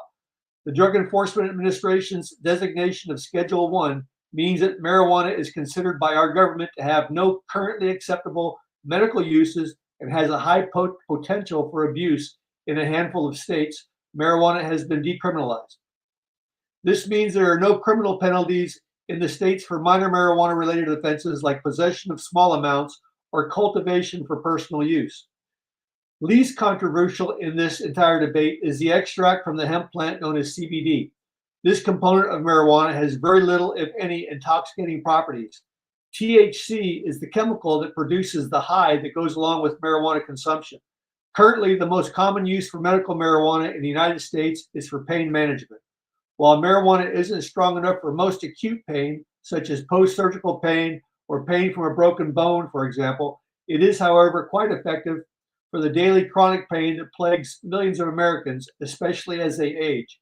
The fact that the federal government groups marijuana in the same category as drugs like heroin, LSD, and ecstasy is reason enough, according to some, to keep it illegal. As Schedule I drugs are defined as having no accepted value, legalization could give users the wrong impression about where research on this plant use stands. Just an observation here, if marijuana to be legalized in a state currently that forbids its use, I would guess that there's not a current or potential user of marijuana that's going to hold up their hands and say, oh, hold on now. Who exactly is doing the research on this, and is it safe? There is an extensive and detailed timeline on the history of marijuana that I'm not going to go through. For one thing, it's rather extensive and somewhat boring. And for another thing, if you're not already high, y'all probably want to be stoned by the time I started that list. Dates and milestones for this plant. However, on that note, one of the first cultures to adopt cannabis was China, which used it for medical and spiritual purposes. Early civilizations often experimented with various plants to determine their potential food, medicinal, and spiritual value. Cannabis, with its distinctive aroma when burned, might have caught the attention of ancient peoples during ritualistic or domestic fires. Inhalation of the smoke would have led to them to the realization of its psychoactive effects, encouraging more domestic fires, further experimentation, feasting, and groovy mood music. As cannabis made its way across Asia, it began to attract the attention of Europeans who were fascinated by the plant's medicinal properties and potential for use in industry. By the 19th century, cannabis had become an essential crop in many parts of the world, including Europe, Africa, and Asia. It was used for various purposes, from making textiles and paper to treating pain and nausea. However, with the rise of anti-cannabis sentiment in the early 20th century, the plant began to be demonized and criminalized, leading to a period of prohibition that lasted for much of the 20th century. In 2012, Colorado and Washington became the first states to legalize its recreational use of cannabis, which many other states followed suit, with many other states following suit. Despite ongoing debates over potential health risks, social consequences, and federal law conflicts, the movement towards cannabis legalization continues to gain momentum across the United States. In recent years, modern science and Western medicine have made significant strides in understanding the potential benefits and risks of marijuana use. Marijuana interacts with the body primarily through the endocannabinoid system, a complex network of receptors found throughout the brain and body. This system plays a crucial role in regulating various physiological processes, including mood, memory, appetite, and pain sensation. The active compounds in marijuana, primarily THC, find the cannabinoid receptors in the brain and body, producing a wide range of effects. As the legal landscape surrounding cannabis continues to evolve, researchers have focused on the plant's therapeutic potential and the potential adverse health effects. A 2017 report from the National Academy of Sciences, Engineering, and Medicine reviewed over 10,000 scientific studies on the health effects of cannabis and cannabinoids. Now, I'm not going to continue to reiterate the therapeutic uses of marijuana, so I'll just jump right into the potential and documented adverse effects reported by various authorities. Now, do these so-called authorities have an agenda? Possibly, or maybe it has to do with their continued funding for research, or it could be that they're just biased because they were raised and educated under the assumption that marijuana use is bad. In addition to its potential therapeutic applications, researchers have also studied the potential risk and the adverse effects of marijuana use. For example, a 2014 study published in the Journal of Neuroscience found evidence of structural changes in the brains of the young. Editor's note here, the term brains of the young is an oxymoron. It was used in an article that I read on recreational marijuana use. The study suggested that even casual use may have lasting effects on brain development.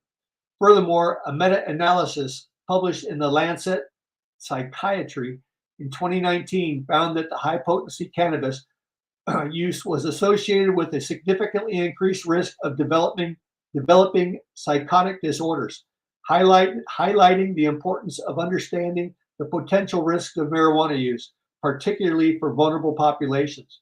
Short-term effects of marijuana use can vary widely among individuals, but often include altered senses such as a heightened sense of taste, sight, and hearing, mood changes ranging from euphoria to relaxation, impaired body movement, difficulty with thinking, and problem solving. Some users also experience altered time perception and an increased appetite, commonly known as the munchies. Potential long-term effects of marijuana on the body can be concerning, especially with frequency and heavy use. Research suggests that long-term marijuana use can lead to changes in the brain development, particularly in adolescents whose brains are still developing. These changes may affect memory, learning, and attention span. Additionally, there's evidence to suggest that the prolonged use can impact mental health, contributing to an increased risk of conditions such as anxiety, depression, and schizophrenia in certain susceptible individuals. Physical health can be affected over time, with studies indicating potential impacts on lung health from smoking marijuana, similar to tobacco. While marijuana smoke contains many of the same toxins and carcinogens as tobacco use, the link between marijuana smoking and lung cancer remains unclear. However, chronic bronchitis and other lung problems are more clearly associated with marijuana smoke due to inhalation of the burnt matter. Now, I'm not conducting these studies or researching their funding. Our recent discoveries in government and their allies in science have given us many reasons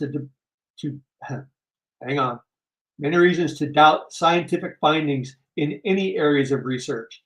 Probably the most dramatic recent example of this is COVID. Where did COVID originate and exactly how, as well as the hastily made up vaccines and recommended preventive measures. This is the kind of stuff that polarizes populations. Some persons buy into the science while others choose to wait it out. We may never know for sure, however, who is the most correct. There are very few people, however, who are on the fence. You either wholeheartedly believe in the government and their hasty vaccine, or you're confident that it was all bullshit and that the government took advantage of a created hoax. I still have relatives that post on Facebook that they are down with COVID. Something must be different about me. I can't even seem to catch a cold, although I do get hoarse at times. The cultivation practices of marijuana have evolved significantly over the centuries, from simple farming techniques to sophisticated indoor and outdoor horticultural methods. Ancient cultivation primarily focused on outdoor farming of the hemp plant for its fiber, seeds, and oil, with less emphasis on maximizing THC content. The industrial hemp was widely used for textiles and rope and other materials. Over time, especially with the recognition of marijuana's psychoactive effects, cultivation practices have shifted to also include strains of cannabis with higher THC levels for the medical and recreational use. Today's recreational marijuana comes in various strains of effect. Today's marijuana is not the weed our grandparents took or to concerts or smoked with their groovy college professors. I've been a willing participant of the government's government machine for years. I was a military brat, a member of the armed services myself, and then a faithful servant of the government as a cop for most of my entire young adult life. However, like a puppy that has finally opened his eyes, I have begun to see problems with how the government machine works and have begun to question conventional knowledge. Now, as an old curmudgeon, I am a lot more skeptical in who or what I trust. Whether you use marijuana for medical purposes, recreational enjoyment, or simply as a source of curiosity or boredom, cannabis will continue to be part of our world. From the ancient civilizations of China to the modern day legal battles over its use, cannabis has had a long, complex history. It has been both praised, vilified, celebrated, and demonized. Personally, I don't currently use marijuana. However, I've been in the state licensed stores here in California and have made legal purchases. I do, however, have enough medical issues that I may one day change my opinion on this plant. For the time being, I currently only take my doctor prescribed medicines and my self-administered whiskey. And that, my friends, is that. Whiskey improves with age, and I improve with whiskey. My name is Mongo. Whiskey goes in, wisdom comes out. I smoke cigars and I know things. Mongo is out. Man, oh, Puff, Mongo, pass, puff, Mongo. pass, Mongo, yeah. Mongo get I A have- plus. Well, going in, because I feel like this is a subject that speaks near and dear to my heart, because I have been a very big advocate since I was a young teenager, maybe even a tween. Not gonna lie, because I have anxiety and depression and things like that. That I do not like to take medication. I actually do not take medication. I don't take chemicals. Maybe take some Advil when my back gets a little up, but that's about it. So I am one of those, like, half the time you guys don't even know when I'm high because Oh, we know. no, you don't. But I mean, like, it's something that I am an advocate with. Yes, I do think there should be regulations, because yes, I can walk into a store right now and I can buy God knows what's pre-rolled in those things. Oh, it's trash. And it's trash, but it's convenient. And I hate that because I live, it's convenient. Let's Well, just put like, it that way. Mongo- My other option is going down the other route, and finding Getting it something from Kevin getting it behind from somewhere else. 7-Eleven. Exactly. So And, like, Mongo hit it all on the head, especially when he was talking about the scheduling. So the government wants us to believe that cannabis, and remember, there's cannabis and there's hemp. They're two totally different plants. They're like sisters, but not twins. Okay. So hemp is grown for the fiber and the CBD and the medicine. right, like the shampoos, and you see all the right. Cannabis products. is grown 100% for the THC, and he was right. THC I is the hear only you, thing girl. that will get you high. But if you're sitting there with just a raw nugget, that's not going to get you high. You can eat it. The only thing, the only thing She that hears the happens music is too. They got a party going is you on have next to door. decarb it. But the government wants you to believe that cannabis is more dangerous for you than cocaine, LSD, oxycodone. I ain't never done nothing all bad those things. on cannabis. And if you research it a little further, our government, the finally come United over States here? government, used to have a patent on cannabis and cannabinoids due to That's like their having a patent on water. exactly. It'd be like having a patent on vitamin C. Okay, Yeah. like it's a plant that grows out of the ground. I mean, aspirin comes from tree bark. It's a drug. It's man-made and If manipulated. you take a dump on this table, I am gonna lose it. Just saying. Did we tell you that's a drug sniffing dog? Well, no wonder over here. I might be high. I keep seeing a dog walk across the screen. See, you got high. There's no Oh, you dog. missed it. There was teddy bears in the Listen, background. if you too. see a dog on the screen right now, you must be high. I know what they got you on in Cali. I think the teddy bear would have been like, I told you. Okay. And before we run out of time, what's the difference? And maybe Billy and Mongo, with all your research, and Pitbull. Pitbull with all your experimental research. Yes, I am. All right. mhm. Smoking, alcohol, all Can't smoke alcohol. has worse effects than smoking a joint. When we look at all the DWI accidents, when we look at all the cancer related issues from, I can tell you one thing: I'm from never hungover smoking, for from smoking too much smoking. weed. Hold on, I want to What- read the What? status real quick. Good. Alcohol abuse in the U.S. is huge. According to the National Institute on Alcohol Abuse and Alcoholism, in 2015, over 15 million adults, people 18 and older, had alcohol use disorder.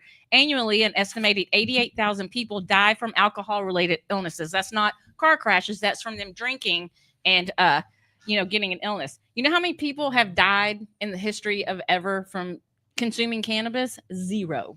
Zero. Mhm. Absolutely zero. Right. And see that But the See, my government, parents had thought I was being unsafe. but see, the government is making huge So money on taxation of cigarettes. The government is making huge money They can't make on the money on the taxation cannabis of because it's natural. That's why. on alcohol Right. consumption, but they want to regulate. And Mongo, you said it. It's who is doing the research to ban THC. Oh, It's exactly. those who are in the pockets of the government. If Mm-hmm. they can, let me tell you something. If the There's all government those turned untold around kids in and school. said, "Hey, we can make $1 They got billion real jobs now. a year in funding through legalizing THC," guess what? They would legalize it tomorrow. For sure. I mean, big pharma and alcohol are the ones who are, of course, obviously mostly against this because they're going to lose. I've had more dark times on alcohol than I've ever had on green. Correct. I mean, I Let's was be watching real. some legislation going on, and I think it was Trey Gowdy who was like, "I've never seen anyone smoke a joint and beat their wife." Right. Not if it was no. No. Yeah. But again, we really have to realize the difference between cannabis and hemp, the two different things. I just thought of a really cool branding thing. So how you have the cotton thing called the wife beater? Yeah. Now you have the hemp one called the non-beater because it's made out of hemp. And hemp clothing Right? is easy to make. If you walk into a store and they're like, "Oh, this is new hemp fabric and it's $80," that's some bullshit because they used Oh, to she make thought I was waving everything at out her. of hemp. There's the man right there. They used to make everything out Joe. of hemp. I mean, it was, for The legend. clothes. I know there's a puppy. That's Howard Scott right there, yo. Lowrider. Howard Scott's. Let me I'm tell gonna you, have to bring my record and have him autograph it one day. He He's made so cool. Lowrider the song. You know what I'm talking about. And war. Who? But you know, What Billy, is once it again, good and for? Mongo, Absolutely. she needs a joint. She's ADD. You know, you brought you I can't smoke. I got 3 hours. I gotta be sober. You know, you brought up a thing about the kids saying that they're going to have ADHD I have and, it. and all this and that. What are our kids suffering from now? Our kids now suffer more from depression, cutting, Oh, God, yeah. ADHD, learning Me as a- disabilities, and none of them Yeah. have been smoking weed. Mm-mm.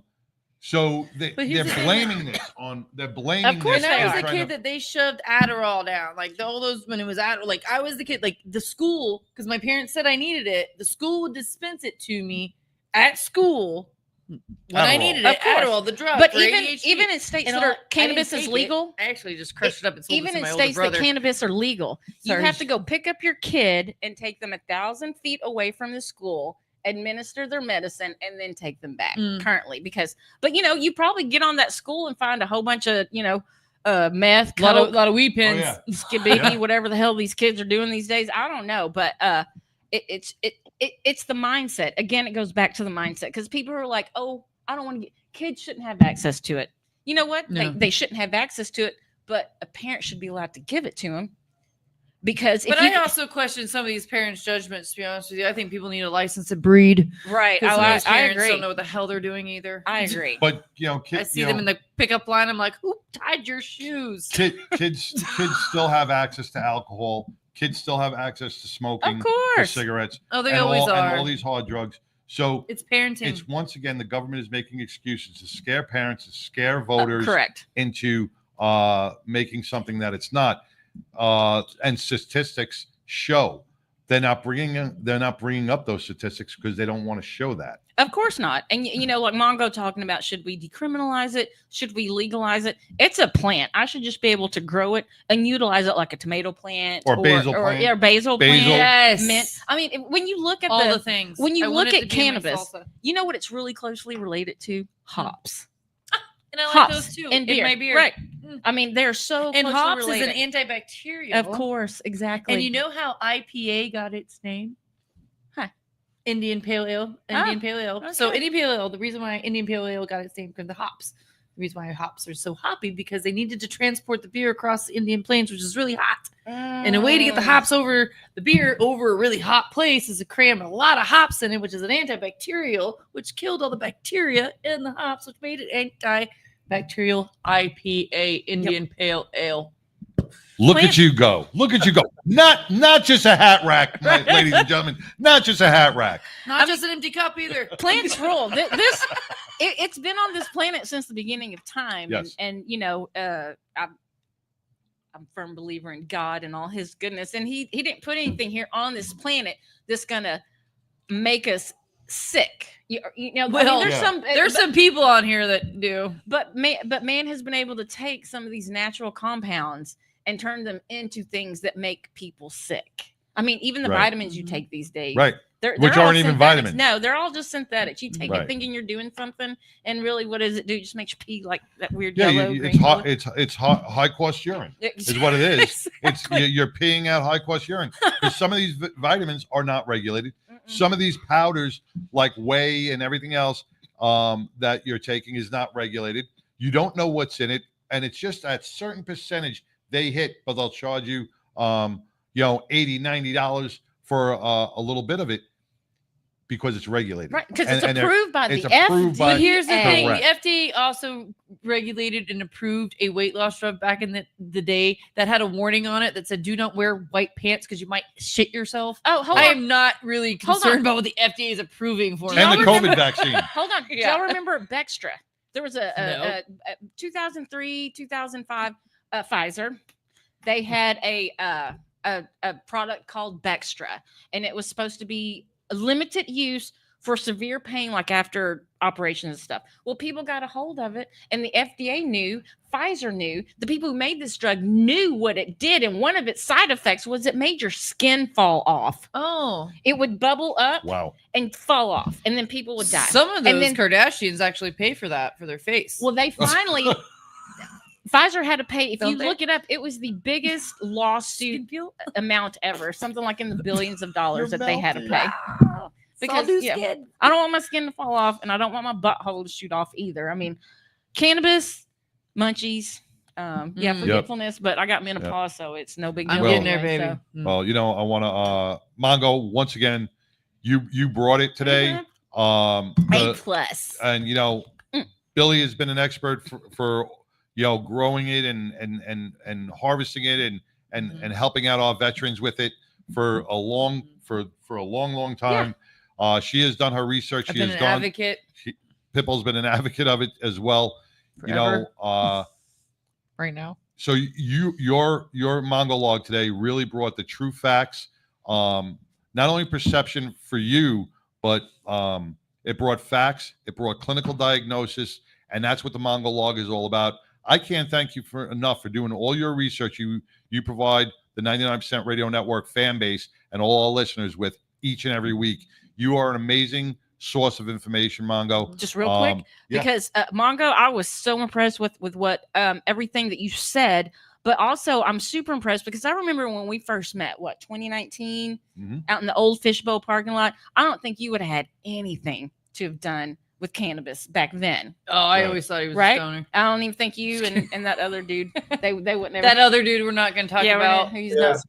But it's neat to see Fucker. people's minds open up and start to get rid of the stigma that used to be attached with the devil's lettuce, the jazz cabbage, and now see it as a medicine, a healing tool. Yep. And it shouldn't be considered an alternative. It should really be considered a first choice for people. It should, and everybody should have their choice. Yep. I do believe in certain regulations. Yep. Oh, yeah. Yeah, to yeah. keep people a little safe. Yep. Yes. But I do think people should be allowed to make the choice Mhm. if they want it or not. I don't think and you brought up a thing about when we talk about mental health, the brain is not fully developed until age 26. So put some sort of age limit on it at I agree with 26. that. Yeah. Because 26 years old. That's when you can start. You're an adult. You can make adult decisions Yeah. that are right for yourself, your 'Cause Now body. they have it's a menu. I'm dealing with this and this. Now you can Right. get this and this. So you keep it out of the hands of kids. You keep it out of the hands of anybody kids are under the age idiots. of 26. Because after that, we have a lot of military veterans that benefit from this. We have a lot of people who suffer emotional diagnoses that benefit from this. Let's stop pumping the pharmaceutical medication down their throat, Quit making big pharma big let's pharma. stand up and hopefully if it's here in Texas, Greg Abbott will do the right thing, and he'll he won't go with Fitzpatrick's. Please don't make me drive Dan to Oklahoma. Fitzpatrick's. Yeah. Well, you know, when I write any of these, I try to be factual, but I try to put, there's no way I can answer all the questions. It's just every subject's too deep. But I want to put information out there that's going to initiate people asking questions, maybe answer a few, and maybe start a conversation in one way or the other. So you should do a live from where you're at anytime. I mean, any time of the week you could Yeah. could do your own live. Well, I told him to do and that. you could like answer all the questions and do like a live forum for people. Yeah, but during you know, the week. the problem is I'm not a camera guy, and I end up. So you just have to when you go to the thing it says monologue, post and you hit live. robot. I sound very dull. Well, no, you don't sound. No, dull to me. you sound perfect, brother. You're sounding We'll perfect. go live together. I'll just sit Yes, there and smoke yes. while you answer questions. Yo, we have Josh. We have Josh on, and Josh, he agrees with this. He's an advocate of it as well, and he believes in certain regulations, and I know he respects your opinion as well, Mongo. And I want to thank you for weighing in, Josh. I appreciate that a lot. We've all been through this stuff, but we got to cut it short. We are We're gonna have to overtime. pay for extra We're studio overtime. I want to thank Mongo. I want to thank all our listeners for tuning in. I want to thank Chance behind the board. Pitbull, thank you as well. Check us out each Wednesday, man, for all our special upcoming events and guests. Billy, you were wonderful today again, as usual. And so was Snow Dirt. Snow Dirt. Or Snow Dirt. Hey, Snow Dirt. if you All right. fancy. Check us out, like See you us, Saturday. subscribe, and see you Saturday. And if you could be anything in this world, be kind. Peace. Boom.